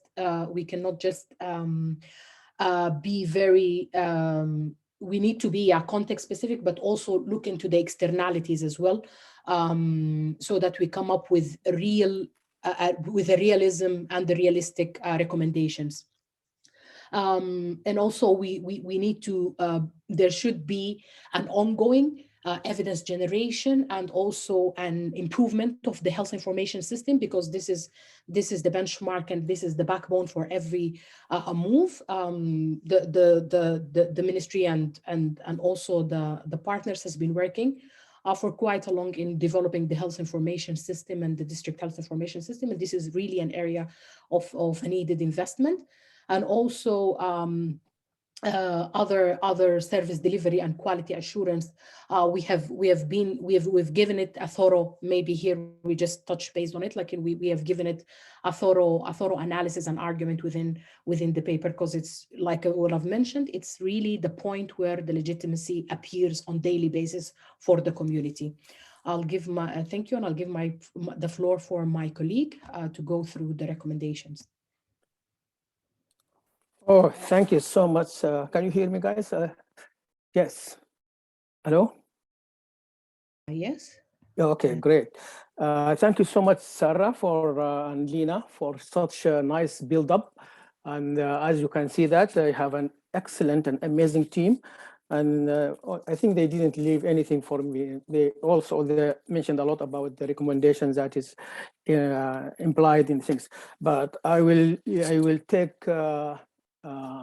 exercise part of this slogan. I will use my freedom in terms of this presentation, and I would like to get out of these things. I will talk about some inspirations from today's presentation. So first of all, thank you so much, ERF, Dr. Ibrahim Al-Badawi, for your nice introduction. It was very nice, very, very enlightening for us. And thank you, Dr. Isaac D1, for also involvement in this, and for the ERF. What impressed me about this forum is the few things that's being mentioned in Dr. Ibrahim in initial introduction, and one of them that has very inspired me is تبني مشروع الثورة. So ERF يتبنى مشروع الثورة, that is a kind of a huge kind of honor, and I'm very pleased to be part of these kind of things, and that is kind of a role will have a lot of impact, and so that is very interesting. The other thing also, تقديم رؤية مبنية على المعرفة والتحليل. That is exactly what we've been doing over this paper, and we came out with this kind of such rich paper. The other thing is the point that also we wanted to highlight, but it's already being mentioned in your introduction, Dr. Ibrahim, that is جيل الشباب جيل متفرد وذو رؤية, and that is often being overlooked and being underestimated, that is one of the setbacks of this kind of that's why there was a coup and underestimation of this. The other thing that is being mentioned also مرتكزون على فهم أعمق. So all this will be like a strong asset for the new generation or for the upcoming generation. The other thing, I would like to mention something about my team. It is exactly a good example for a multidisciplinary team. We have Sarah, who have been a politician. She was acting minister of health, and she kind of suffered or faced all the problem or the challenges. She is a pharmacist. And also we have Lina. Yes, you really should be a proud father, but also I'm very proud of her as well, because she was being like an excellent epidemiologist, and she was kind of very good and strong leader, and that will have also a lot of impact. And considering myself as program implementation, so that is why I'm not going to take a lot of your time, but also I would love to mention a few things about the previous presentations, which is both of them are very relevant, but I'm particularly impressed by Neda Ali presentation and Dr. Suad Musa. I think that is kind of very, very relevant to our paper and linked to our recommendation and things. One of the things that they mentioned is they mentioned about 13 women organizations. And this is kind of a very strong asset to build on and to strengthen. And definitely our paper is considering that a lot. And before I get into the slides, I guess I would like to kind of mentioned few things about few things that is kind of very important in the recommendation. And I would like also to mention that to the other team of the gender team. One of them is next week, February 6th, February 6th is a zero tolerance day to FGM. As you can see from, you mentioned that I'm really kind of involved a lot, it's almost all my life in the in combating FGM, and it is a real nightmare. And I would love to see, before I die, I would love to see an FGM-free Sudan, total abandonment of all forms of FGM. And this is really a message to both of you, Nada Ali and Suad Musa, to consider that in the upcoming days and mobilize this network of the women's organization in Sudan. And I never been as optimistic as today, because I see there is a lot of potential for the Sudanese women as leaders, and they are going to have that things. The other thing, next week, WHO announced that they are going to share economic calculator for the costing of ending FGM as financial benefits in US dollars. And globally, there's a total cost for healthcare that is being spent every year. It is $1.4 billion every year. If FGM being abandoned totally, that saves 60% of the health cost. This will strengthen the economy in 29 countries where FGM is being practiced. So Sudan youth should rush consider that and things like that. The other aspects that I would like to consider in terms of areas of immediate attention is prevention of maternal mortality. Maternal mortality, it is a shame that Sudan is one of the countries that's suffering a lot from maternal mortality due to preventable causes. And it is a shame also on all of us to have even a single case of obstetric fistula. Sudan is full of cases of obstetric fistula. And so I would love to consider this opportunity that ERF or through ERF to enhance girls and women's rights through your forum. And I think that is kind of really an excellent forum. And I would like also to congratulate you on that. So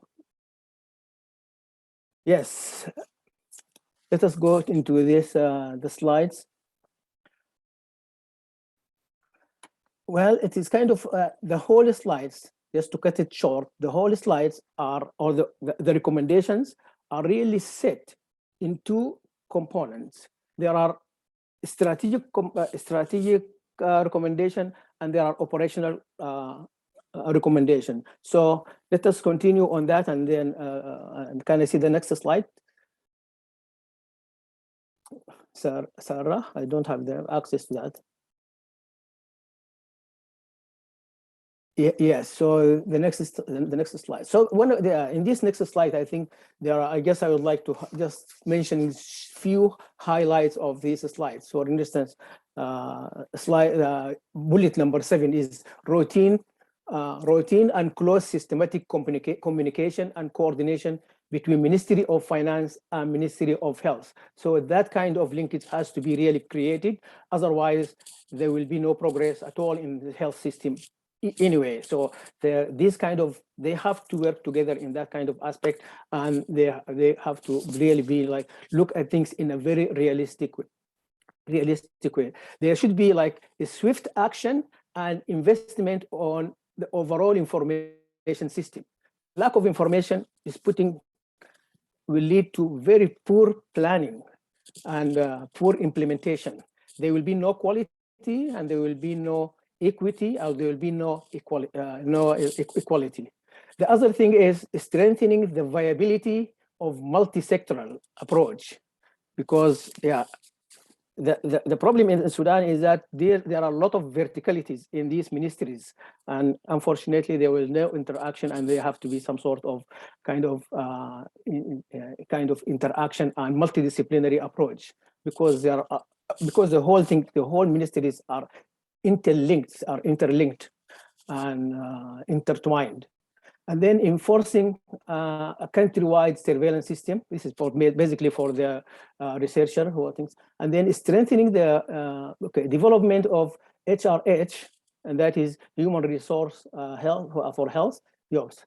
Ministry of Finance to support on the costing exercise. The costing exercise, that is huge. That's huge gap. No, none of these, mostly in many African countries, the costing exercise is always a challenge. And I think that is one of the setback and one of the problems. And in the situation of Sudan, it is really distorted, whether by intentionally over the last 30 years. And I think that's the other thing is setting up a universal health coverage package, and with the focus on strategic intervention of primary health care.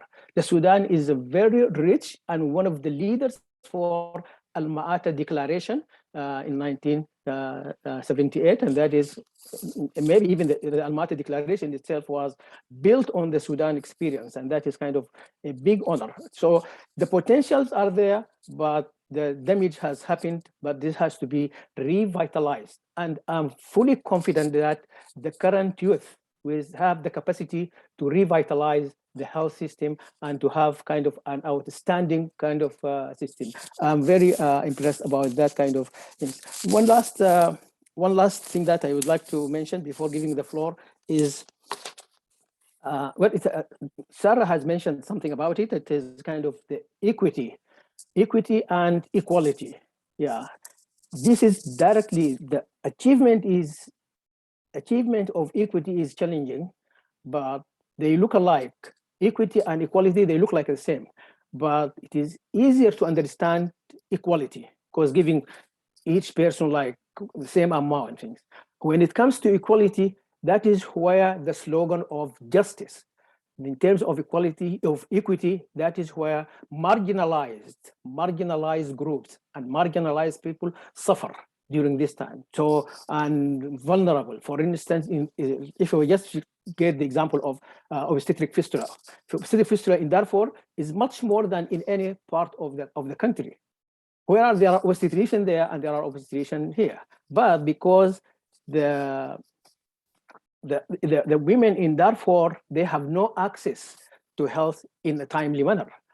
And even if you give one ambulance to this district or that district, there will be, so the equity, achieving the equity is kind of to have to be fair between considering the, considering the circumstances of the groups, the circumstances of the regions, and the circumstances of the things. I think that is kind of equity by itself is very relevant to the slogan, and it is very, it only happens in under a lawful situation where the country, when we reach the situation of a country of law, then will be kind of very fair and will be some sort of impartiality. Before giving the floor, also I would like to comment on, Lina has mentioned something about 1975.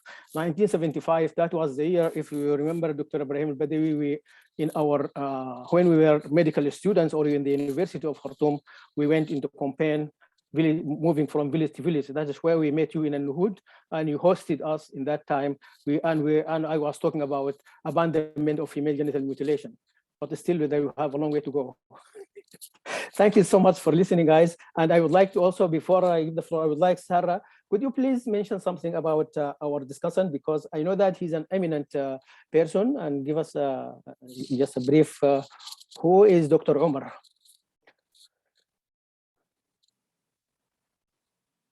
Okay, Sarah. Is Sarah there? Or oh, Dr. Umar? Bismillah ar-Rahman ar-Rahim. Oh, Dr. Umar, yes. Thank you very much. You're welcome. I think you all know the health hazards of being the last speaker.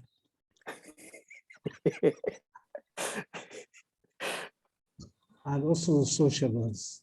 Okay, great. I think that this issue of changing a political tinted slogan into a guiding principle for health is a very true trial, but is not expected that this initiative will be taken so early. There are very many people, and I was one of them, who are hoping that some people will put it into action, because some of it was mentioned in our Almaty Declaration.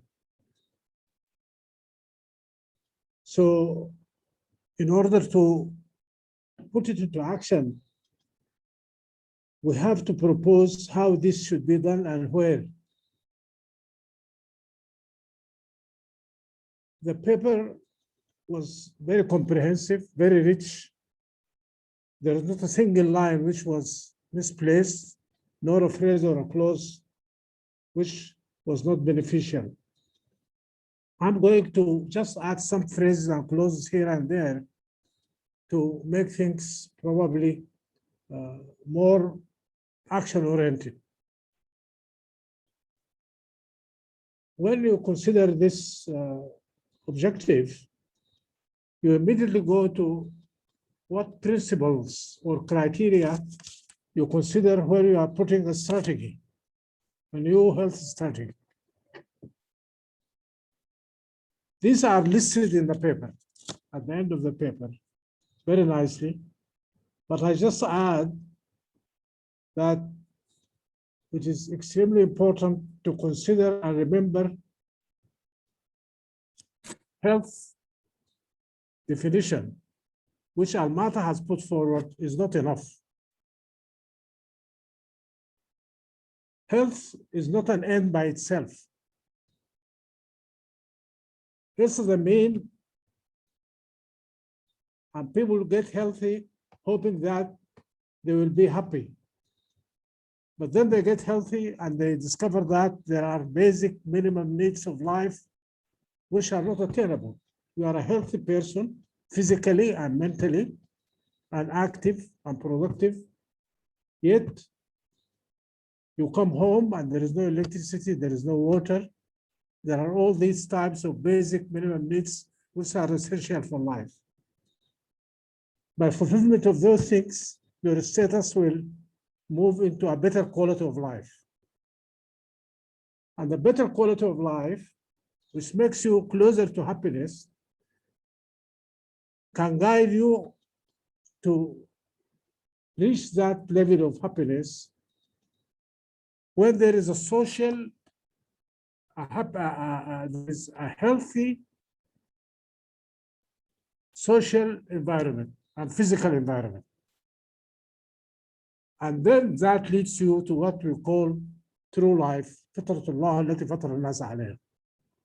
when you feel that you are useful to the life of others. I didn't say other people, but life in a broad sense, whether it's the life of a tree or life of a person or a life of an idea. You are a positive input and protector of life, of ongoing life of others.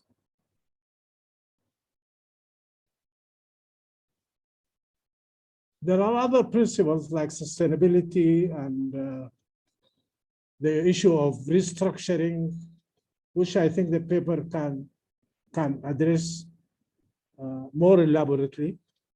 But the very important thing is innovation. Innovation is very important because you are introducing change. And change is a feature which God has given only to human beings. Look at other creations or animals, for example. They live, eat, and die the same way since they were created. The human being moved from caves to live in skyscrapers, and from traveling barefooted to flying airplanes. So change is an essential feature of being a human being. The other feature is ability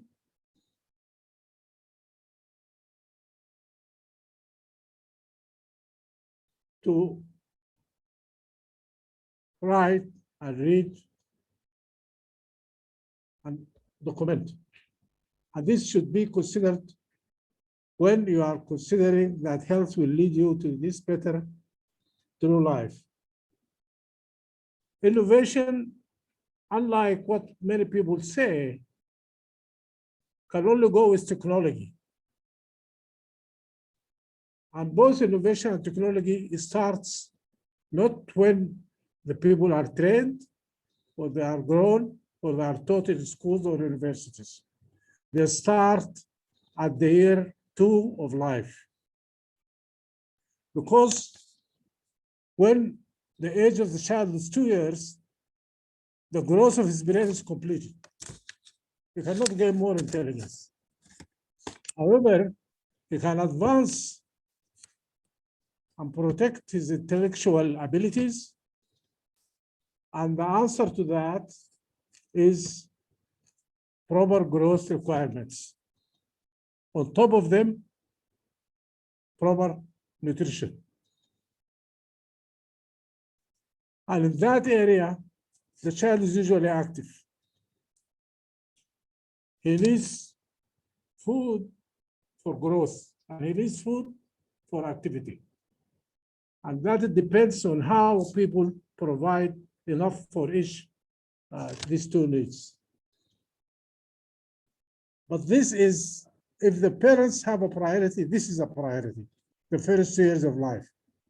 Add to that, in the remaining 7 years, till the child reaches 9 years of age, all his life profile has been illustrated and drawn and decided. Even the type of job he will succeed in is decided in those 9 years. And that also have a lot to do with food and a lot to do with social life and have to do a lot to do with social environment. The paper have discussed PHC as a principal strategy, and authors are right in that, and they have put it in a very nice way. But I think primary health care and the slogan which was built on its basis, which is health for all by the year 2000, are both expired in the way they are. Primary health care will have to be renewed. If you are people of change, change primary health care. Don't cancel it from our strategies, but improve on it. How? You have to add two components. We have to realize that there are root causes of illness, of bad health, and there are branch causes. The root causes are only three: negative lifestyle, environmental deterioration, and poverty. If you can tackle these three, you will tackle all health hazards. So it is time that at least positive lifestyle, look around in Sudan and see how the negative lifestyle is destroying the health of the people, their income, their economy, and their environment. Then that will have to be one important component. Not only that, go to the name of primary health care. We know that 50% of the causes of ill health are caused by social determinants of health. These are not the responsibility of Ministry of Health. These are housing, income, clean water, food, safety and security, and so on. You know all of them. Okay? So, if that is the case, then why should we speak about primary health care? Why don't we speak about care in broad sense? Okay.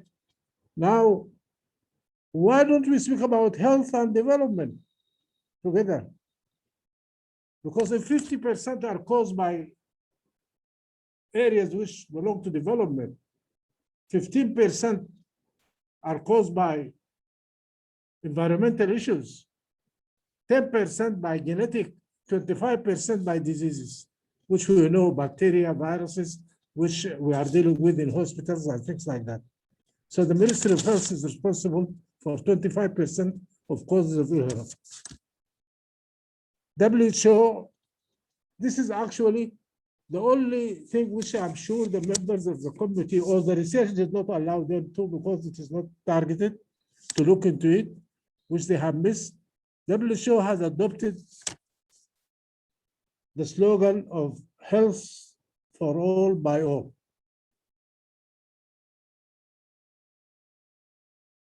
This was adopted 3 years back, and the meeting of the regional committee and all ministers of health who have signed this declaration was held in Sudan. And Sudan is the signatory of that. So you find answers in the documents of health for all by all for many issues which probably are seeking. I would like to touch things which are, you can say, they are untouchable, or musallamat, like community involvement, or community engagement, or community participation. Who are we to have the right to involve and to ask people to, get engaged, while they are the beneficiaries, and we are not the only benefactors. We are part of the benefactors. So first, as I mentioned earlier, we are 25% of benefactors, okay? So why don't we realize that this terminology is no longer applicable, and we have to speak about partnership, community partnership, other sectors partnership. Also, one of the long expressions in WHO titles are health-related sectors. There's no question of health-related sectors. All sectors are health-related. Now they are shy about it and they are withdrawing it.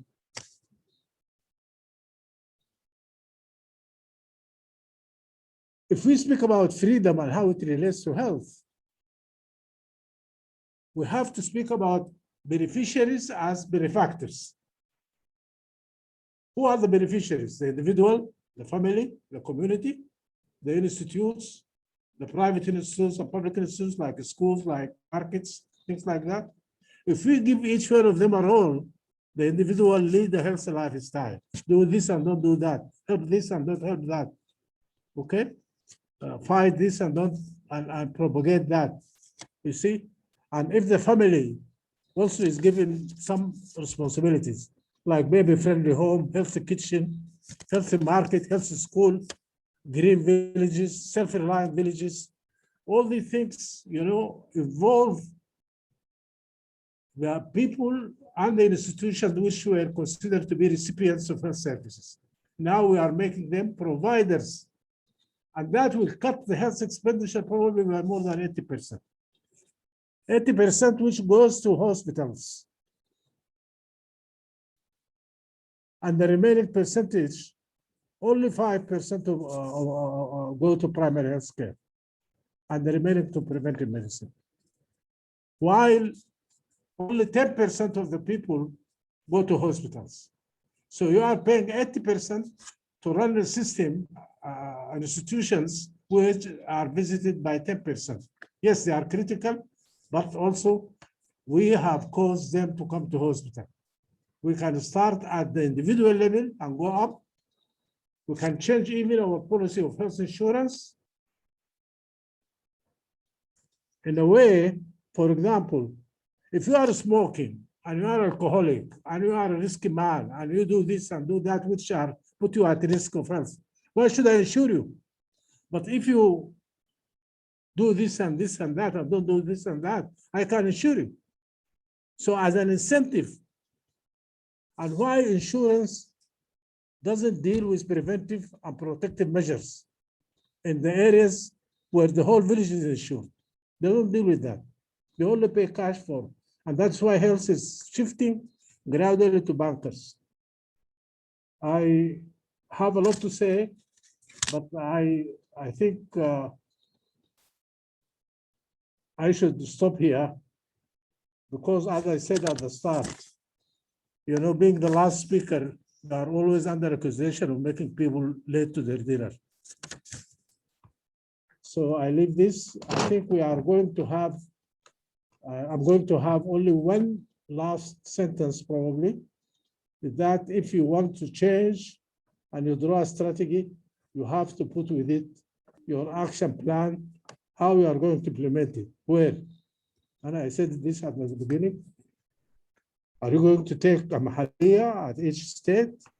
Are you going to take selected villages and then ask these villages to help other villages?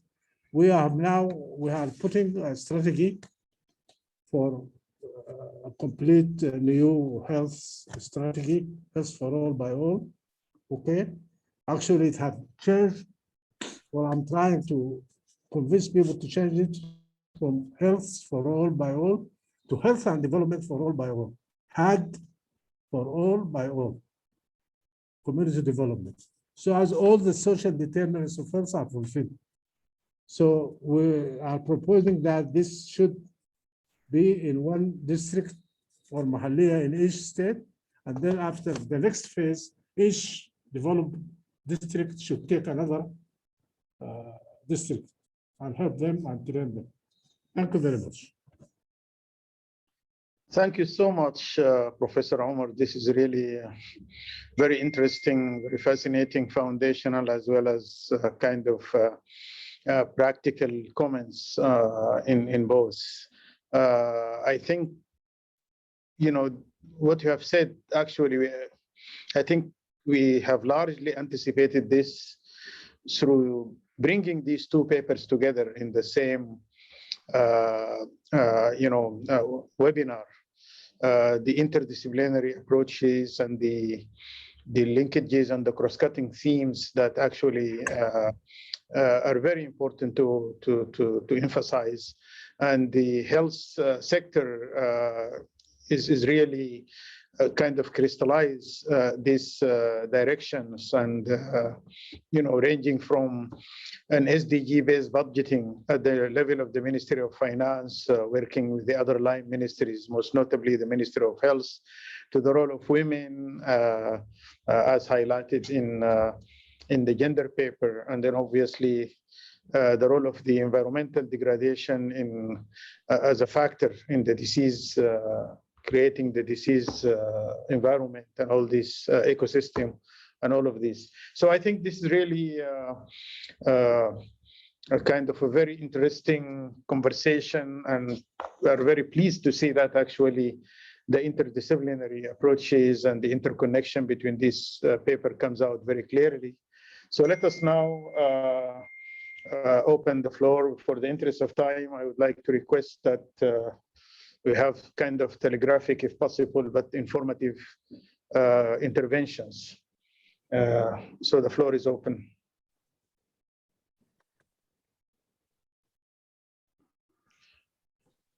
Yes, Nada? I just need a brief clarification. And I wrote this in the chat. First of all, I really enjoyed the presentations, and they are very informative, really engaging. My question to the health team is, you mentioned the need for positivist and pragmatic views. When you write positivism, or when you say positivism, are you referring to the school of thought, like to positivist approaches, both positivism as a social science school? Okay. Mm-hmm. Okay. I think Dr. Saif also made some very interesting commentary here, in the written comments. I don't know if maybe the authors, I just wanted to ask Sarah and Dr.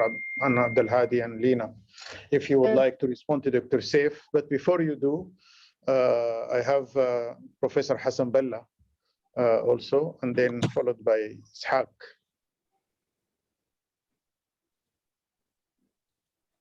Dr. Hassan? نعم, السلام عليكم. Can you hear me? Yes, we can hear you. Good.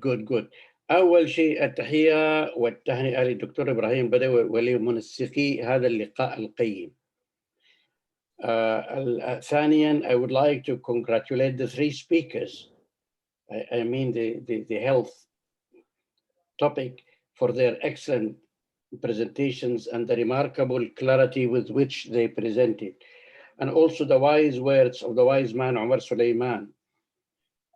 Second, I think there's no doubt that health is important for development. Investment in the health of the people is actually investment in the economic productivity, if you agree with me, Dr. Al-Badawi. I would like to comment on two things, just for the sake of time. Dr. Sarah mentioned freedom, peace, and justice in relation to health. I would like to say that peace and justice, العدل والسلام أو الأمن, are already mentioned as prerequisites by the experts in Ottawa Declaration. However, freedom was not mentioned, and this is added actually by the December Revolution. Freedom is very important for health. The oppressed, المخموعون, المستعبدون, they cannot be healthy. A sick man is not a free man. Sick man is not a free man, and this is very important. She also referred to the injustice in the services, and this is what we call, or what has caused, the inverse care law, قانون الخدمات المعكوس. Those who need it most get it least, and those who need it least get it most.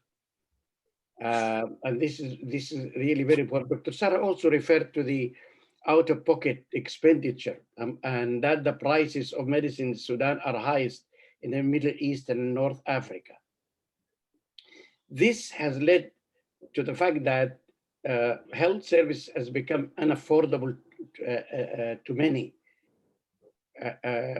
And here people resorted to self-medication. لجأ الناس للمداواة الذاتية. والمداواة الذاتية طبعا تحمل مخاطر كثيرة جدا جدا. Let us, I will give an example. 20% of people on dialysis,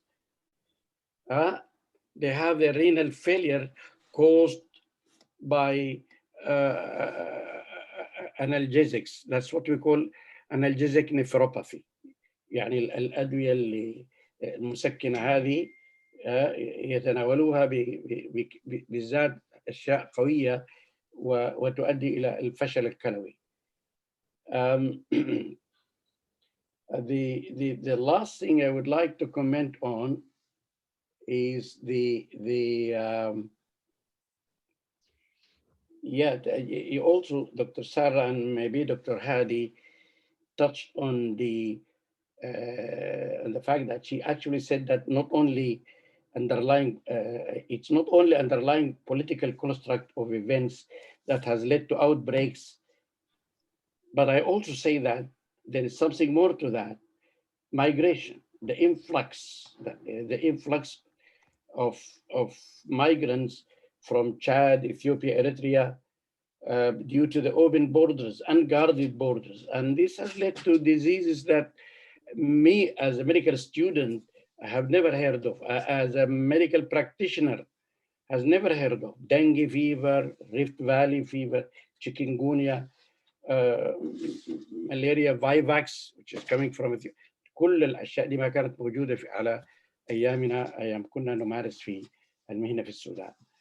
أكرر شكري وتحيتي وتهنئتي وشكرا جزيلا. Thank you so much.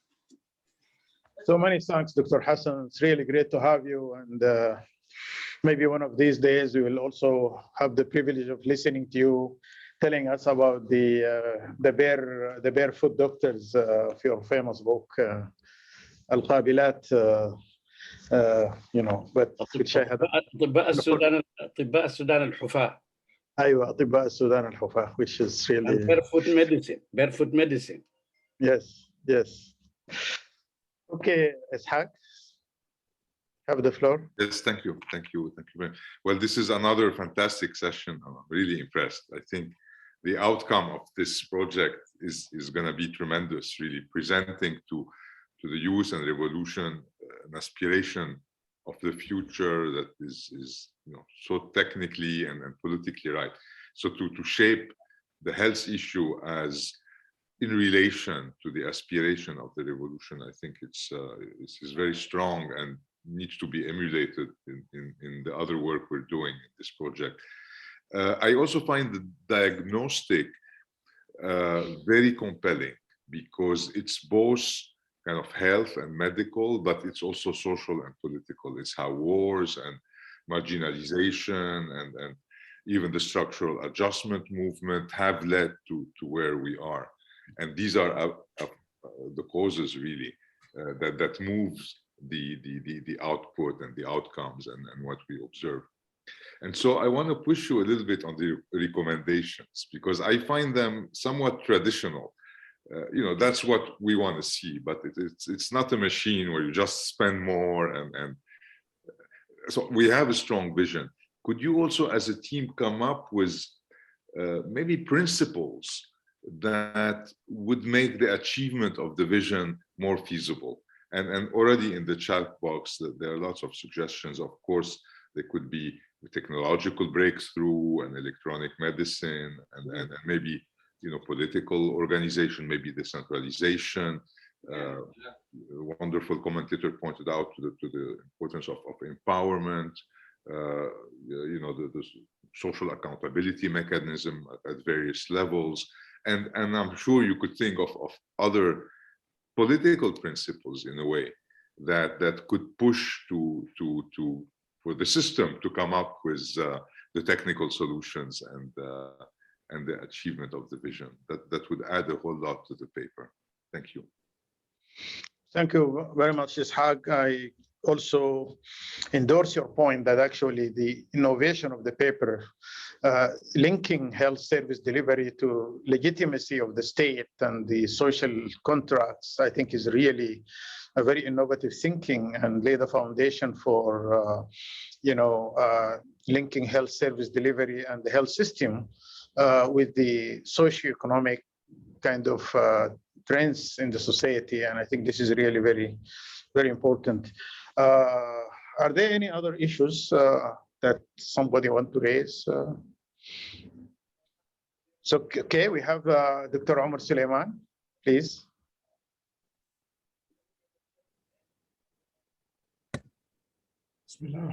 Thank you very much. I just follow up the last speaker. I think this is a very important point. Let's come with some solid new things. And I think we have to, if we have 80 medical colleges in Khartoum, 80 medical colleges in Khartoum alone, can we claim that we have shortages in HRM, HRH, health resources for human resources for health? I think we should rewrite the role of hospitals and health services. Now there are hundreds or thousands of teachers, and there are hundreds of thousands probably of medical students who are in the clinical field. Some of them go to the outpatient and health centers, but very few of them really go to work in the social determinants of health. And second thing is about the information system. Our information system is retrospective. It comes at the end of the month and tell you that there are so many cases of measles in this area. At that time, people have died or have been treated. And that is not correct in the case of health. It will have to be prospective. We have to have a forecast system. And also we have to have a modular. If you have a case of measles among unvaccinated population or highly populated areas, it is different from a case of measles in a small village, which is, sparsely populated.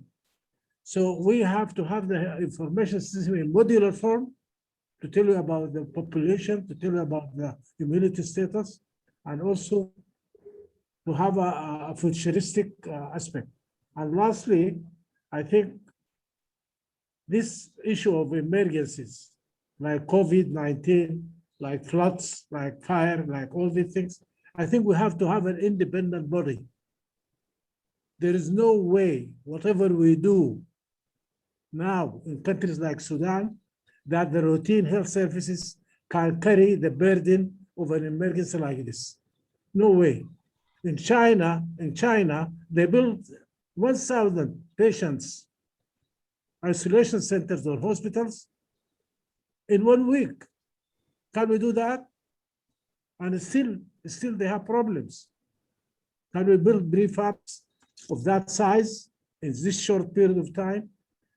So I think it will have to be an independent multi-sectoral body under the technical supervision of the Ministry of Health, but we should deal with the emergencies in a separate body and keep also the ambulances with it. Thank you. Thank you. Okay, now I give the floor back to the authors. If they have some just kind of parting comments, I'm sure you have taken note of the various interventions, but you might like to say a few words in conclusion. Dr. Sarah. Okay, thank you all for the comments and for the also insightful suggestions as well. I would like, for example, for Dr. Umar's comment, yes, regarding the health social life, I think it also maybe shaping it up more would be okay. But for me, it also pulls into the health and development. How are we not just emphasizing on the importance of health and development, but we want even to look into beyond that, which is really aligned with the paper. There's also regarding the health information system, which is we have really written thoroughly on that. And there is also within the recommendations, I think what we presented is the macro level recommendations, but we have a table which is very operational, and it gives an exercise for everyone as needed. For example, this is for the Ministry of Health, this is for the partners, this can be led, for example, should be led by other ministries and so on. For the information system, yes, we really need to look into real-time data. And we have also reflected what are the operational challenges within the Federal Ministry of Health and how to align it with the overall country SDGs and so on. For the like what has been mentioned regarding the influx of the immigration, I'm a bit I don't know how can we shape it, but it's really let's say a risky area. But still, this has been reflected in terms of the movement all over. There is a movement, and there is the international health regulation, but still we should think broadly more than it's, let's say, in a very sensitive word, let's say, not just that the movement is causing outbreaks here and there, because and the borders, sometimes we shouldn't believe in borders, but like what you've mentioned, a lot of things that are affecting even the agency of the moving population, like the conflicts, the hazards that we have reflected in the map, like the climatic related hazards that are also being escalating due to environmental and the climate changes and so on. So we have touched based on that as well, and we have reflected. but the main important thing is that, like what you've said, the emerging and the re-emerging of other novel viruses and viruses here and there, which is really a challenge and hazard all over the globe and for the fragile settings as well. There is also a question regarding the physical space, and also it's good that Dr. Ibrahim Al-Badawi can also add on that. We've mentioned that the physical space, the mobilization of the physical space, of course, the Federal Ministry of Health will add on that, but the Ministry of Health, we're talking about the physical space in general, which is mainly for the Ministry of Finance, but the strategic direction and how much for what exactly, of course, this should be led by the Federal Ministry of Health, but still in close communication with other ministries and the Ministry of Finance. I hope I haven't. For the health technology, also there is a question regarding the health technology. We have also in the paper we have talked about it, but the thing is the infrastructure. Here also we come into the fragility and whether the system is prepared and what kind of infrastructures are there. So sometimes I feel skeptical in jumping into things without putting all the benchmarks and do all the investments that are needed in the system and the infrastructure itself. I want to end up that we should really operationalize the recommendations as much as we can.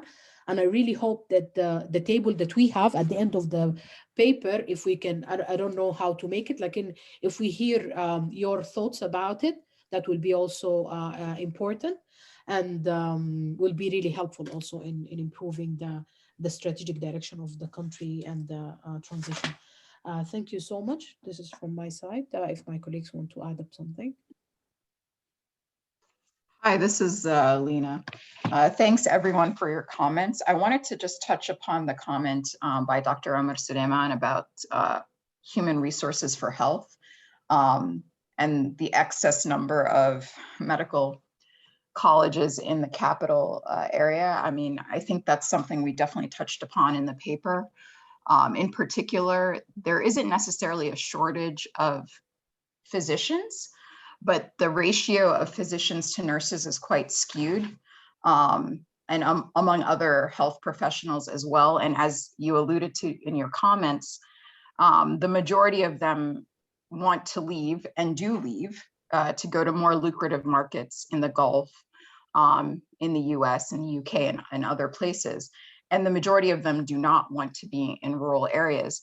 And so one of the things that we did look at in the paper, which is cross-cutting and I think hits on a lot of issues, intersectional issues such as gender empowerment, rural areas and providing health to the most vulnerable and neglected, is really looking at the midwifery program. We looked at case studies from Ghana and Nigeria, as well as in South Asia, looking at curriculums endorsed both by WHO and the midwifery, I forgot what the acronym is, but association that looks at women from their local in situ area that have at least finished the 8th grade and putting them in about an 18-month program. So they come out as midwives and they're from that community. They end up staying in that community. They're hired by the local Ministry of Health and they end up providing about 80% of the care that's necessary for both women and children. And they have oversight from an obstetric gynecologist, either in the nearby town or further away through e-medicine or through contacts. But they also serve as a surveillance officer in the sense that they're keeping records on basic things like febrile illnesses or diarrheal illnesses, just as a kind of, not necessarily a sophisticated surveillance system, but some kind of surveillance system. And I think that's something that's of particular interest that we would like to see, and that would be a recommendation. And that's something that in my other role right now in Sudan that we're trying to push, particularly in the Darfur regions. We're looking at doing something similar to that, working with farmers cooperatives and farmers associations in terms of increasing health literacy, because we recognize And most people recognize you need a healthy population for productivity. You need to have increased health literacy in the population. And in general, that's part of the fabric of society. Over, thanks. I would, if you just allow me, I would like to put forward 2 areas that we really need. I don't know if we can just tackle them through papers or maybe another webinar. The first one is the agency. I'm building on Dr. Omar Suleiman, where he said that who are we to say that the community, is it a community involvement, engagement, or participation? Yeah, I think it's the main issue is the agency here that really matters and brings up a lot of arguments as well. I think this can be, we can take it forward because it's really important, and we can build a different narrative on that. The second thing is the human resource for health, which is the disparity and also the gaps, which is also we reflect it as also a supply-demand issue, which is also aligned to the overall skew in the developmental and economical and political model. Because if we analyze and dig more, the reasons may be many, some on the demand side and some on in the supply side. So it's also a critical area, but we also came up with a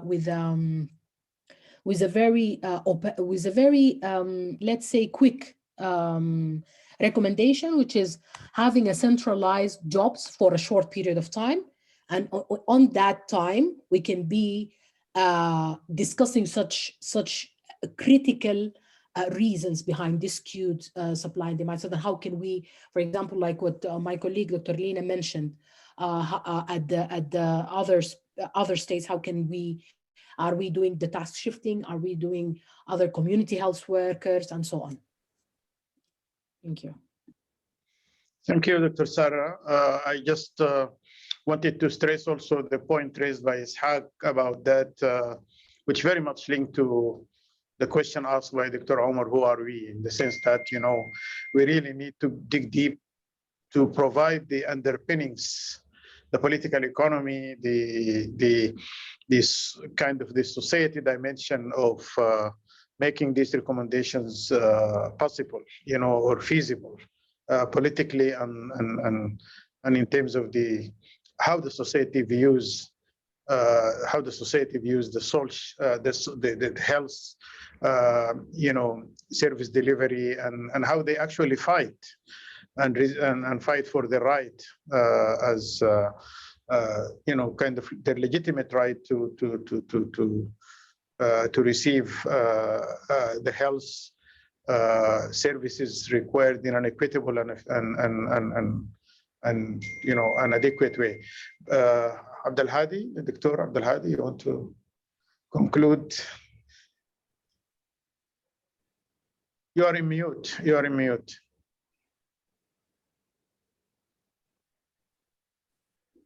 Okay, sorry for that. Well, thank you so much for all these comments, Dr. Omar, Dr. Hassan Bella, and Dr. Ishaq Diwan, and all the comments. I think that was fascinating. And Dr. Nada, I think these are very constructive remarks.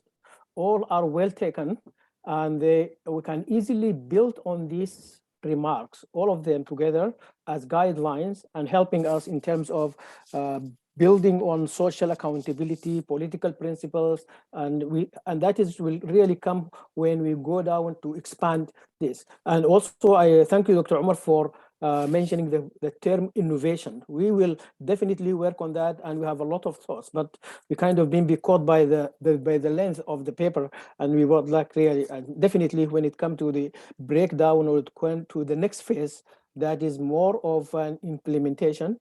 I think we will have to consider that in terms of making on how to be done. So the how is extremely important because there are two types of recommendation. There are there are strategic recommendations, which is mostly related to the policy level, and there are operational recommendations when it comes to in terms of implementation and programmatic and aspects like that. And also I see that Dr. Neda mentioned whether they are positivist is, what does it mean in that? Yeah, it is linked to the program, to the pragmatism, and that is related to the breakdown of this recommendation to a lower level of when it comes to the implementation and the breakdown. Thank you so much for all that. I think also, I like also the word that's being mentioned as diagnostic. Diagnostic, that is Mr. Isaac Diwan mentioned diagnostic, social and political accountability and reform. And then in terms of the adding more principles to our recommendations. Thank you so much. And thank you, Dr. Badawi, for all your efforts and for your guidance. Our team was well gender balanced. Okay, yeah. In fact, I think we are in the very good books of Dr. Nada in terms of gender kind of equality or gender equity in these 3 papers. I would like to maybe Professor Rashid needs to do a little bit more effort in terms of the gender. But I think the whole thing is balanced because the other 2 papers are very much, kind of on the good side of the equation on this. Let me actually, before I conclude, just to give you a couple of... please, Rashid, yes. If you will be kind to allow me to just have some final impression. Yes, please. Not responding to your, I think the gender is unbalanced here, is biased to non-men. So we went overboard, so to speak. But let me just say, before I tell my panelists that I have attentively listened and learned and enjoyed their presentations, I just want to say to Ishaq that I do like the posters at the back of your office.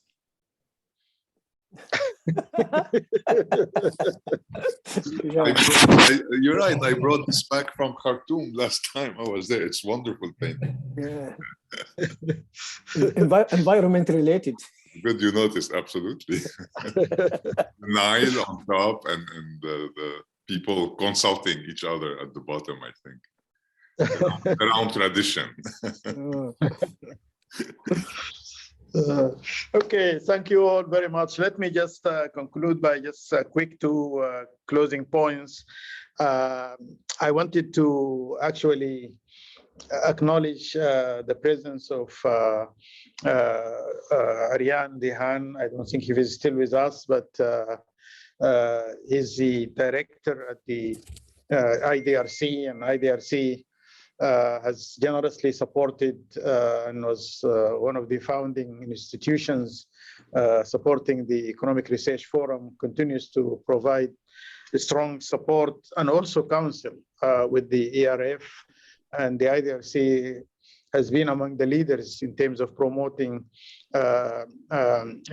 interdisciplinary research. And I think we're very pleased that they are supporting this program, and we are making good on this objective of bringing together scholars from different intellectual and professional persuasions and to work on this project.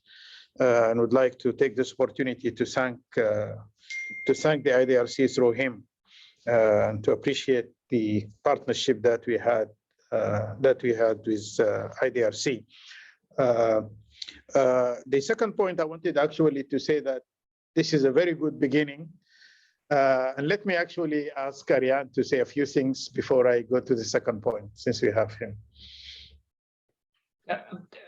Well, wonderful. I'll keep it very short because I know this has been very long already, keeping people from the evening and so on. It's wonderful to be there. I couldn't join the entire meeting when I've heard parts of it, and I'm just it just honestly that from what I heard, this is such important work. This is so well done, as you're saying, Ibrahim. The interdisciplinarity, the focus on the beginning, on social contracts and the different components and how economics engages with that is I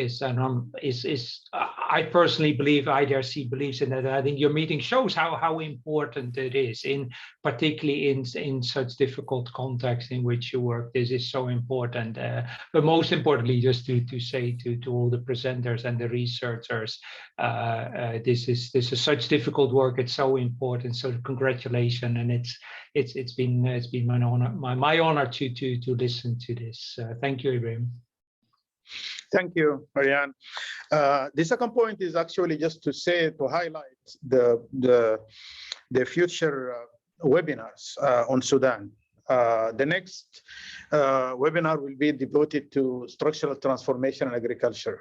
This is a tremendous research that involves, I think, eight researchers, from agricultural economists and agricultural scientists and engineers and IT technologists. So we do have a very multidisciplinary group, and so this will be a webinar dedicated to agricultural transformation in Sudan. Another webinar will be focusing on education and youth. So we have two papers, highly interrelated, one on education and one on youth, and then to be followed by a webinar on state institutions, kind of considering issues such as the fiscal space and the capacity of the state to raise revenue and the political economy associated with this, and then two more papers on the transition.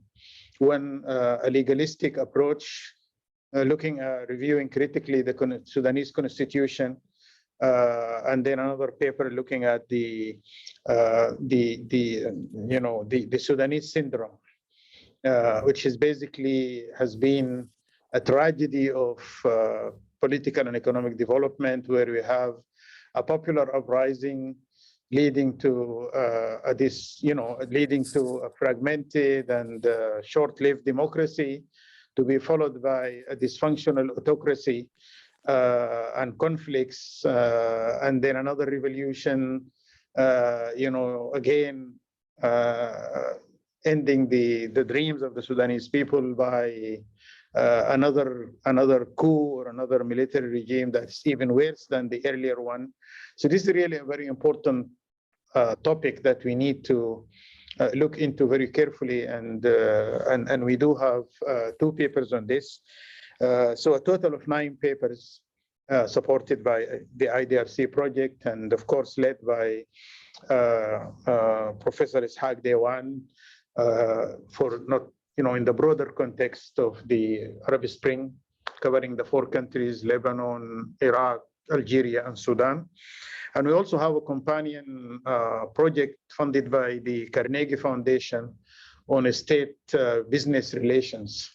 This is an issue which is very important for us in Sudan, because the former regime have actually committed, among other things that they committed atrocities, is to create a new entrepreneur class, purely through patronage and crony capitalism. And I think it would be important to look at the political and economic dimensions of this. So so we have a full agenda in the future, and I would like actually just to invite all of you we'll send invitations to you. I would like to listen to medical doctors telling us about their perceptions and views about crony capitalism, and these all things, as Dr. Omar Suleiman told us, are all interconnected. And we hope that eventually, when Sudan is back on track, that actually this research, and among other research efforts and community efforts, will provide us an opportunity really to develop a knowledge-based agenda for Sudanese renaissance and change. Ishaq, I would like you to say something, even though you told me that you don't want to say, but I would like you to conclude. Thank you, thank you. Look, I've learned a whole lot. This project is proving extremely valuable as we go. As we move forward, we also want to foster learning between the countries. So already I want to invite you to a webinar that we're having on February 11, and we'll send you invitations, where we'll have speakers from Sudan. Atta will be with us, but also from Algeria, from Lebanon, and from Iraq, describing what is happening with their Sawra, their revolution, what changes are taking place in the social, on the economic, on the political front, and where it is likely, it's possibly going, and then fostering a discussion to compare the cases and kind of learn from each other. يعطيكم العافية ومع السلامة. See you soon. Thank you. Thank you. See you soon, inshallah. Okay, thank you. مع السلامة. Bye. Bye. Bye.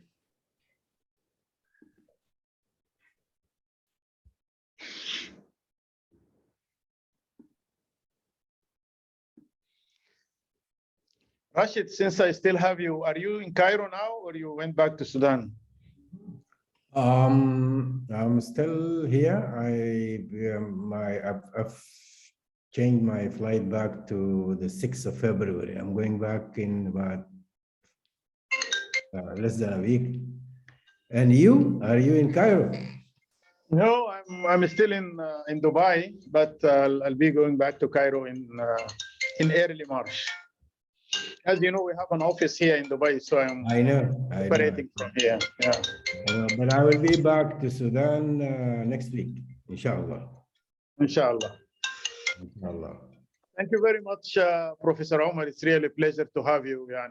Inshallah, we'll see you in the future. Okay, Assalamu alaikum. Wa alaikum assalam wa rahmatullah. Shukran alaikum.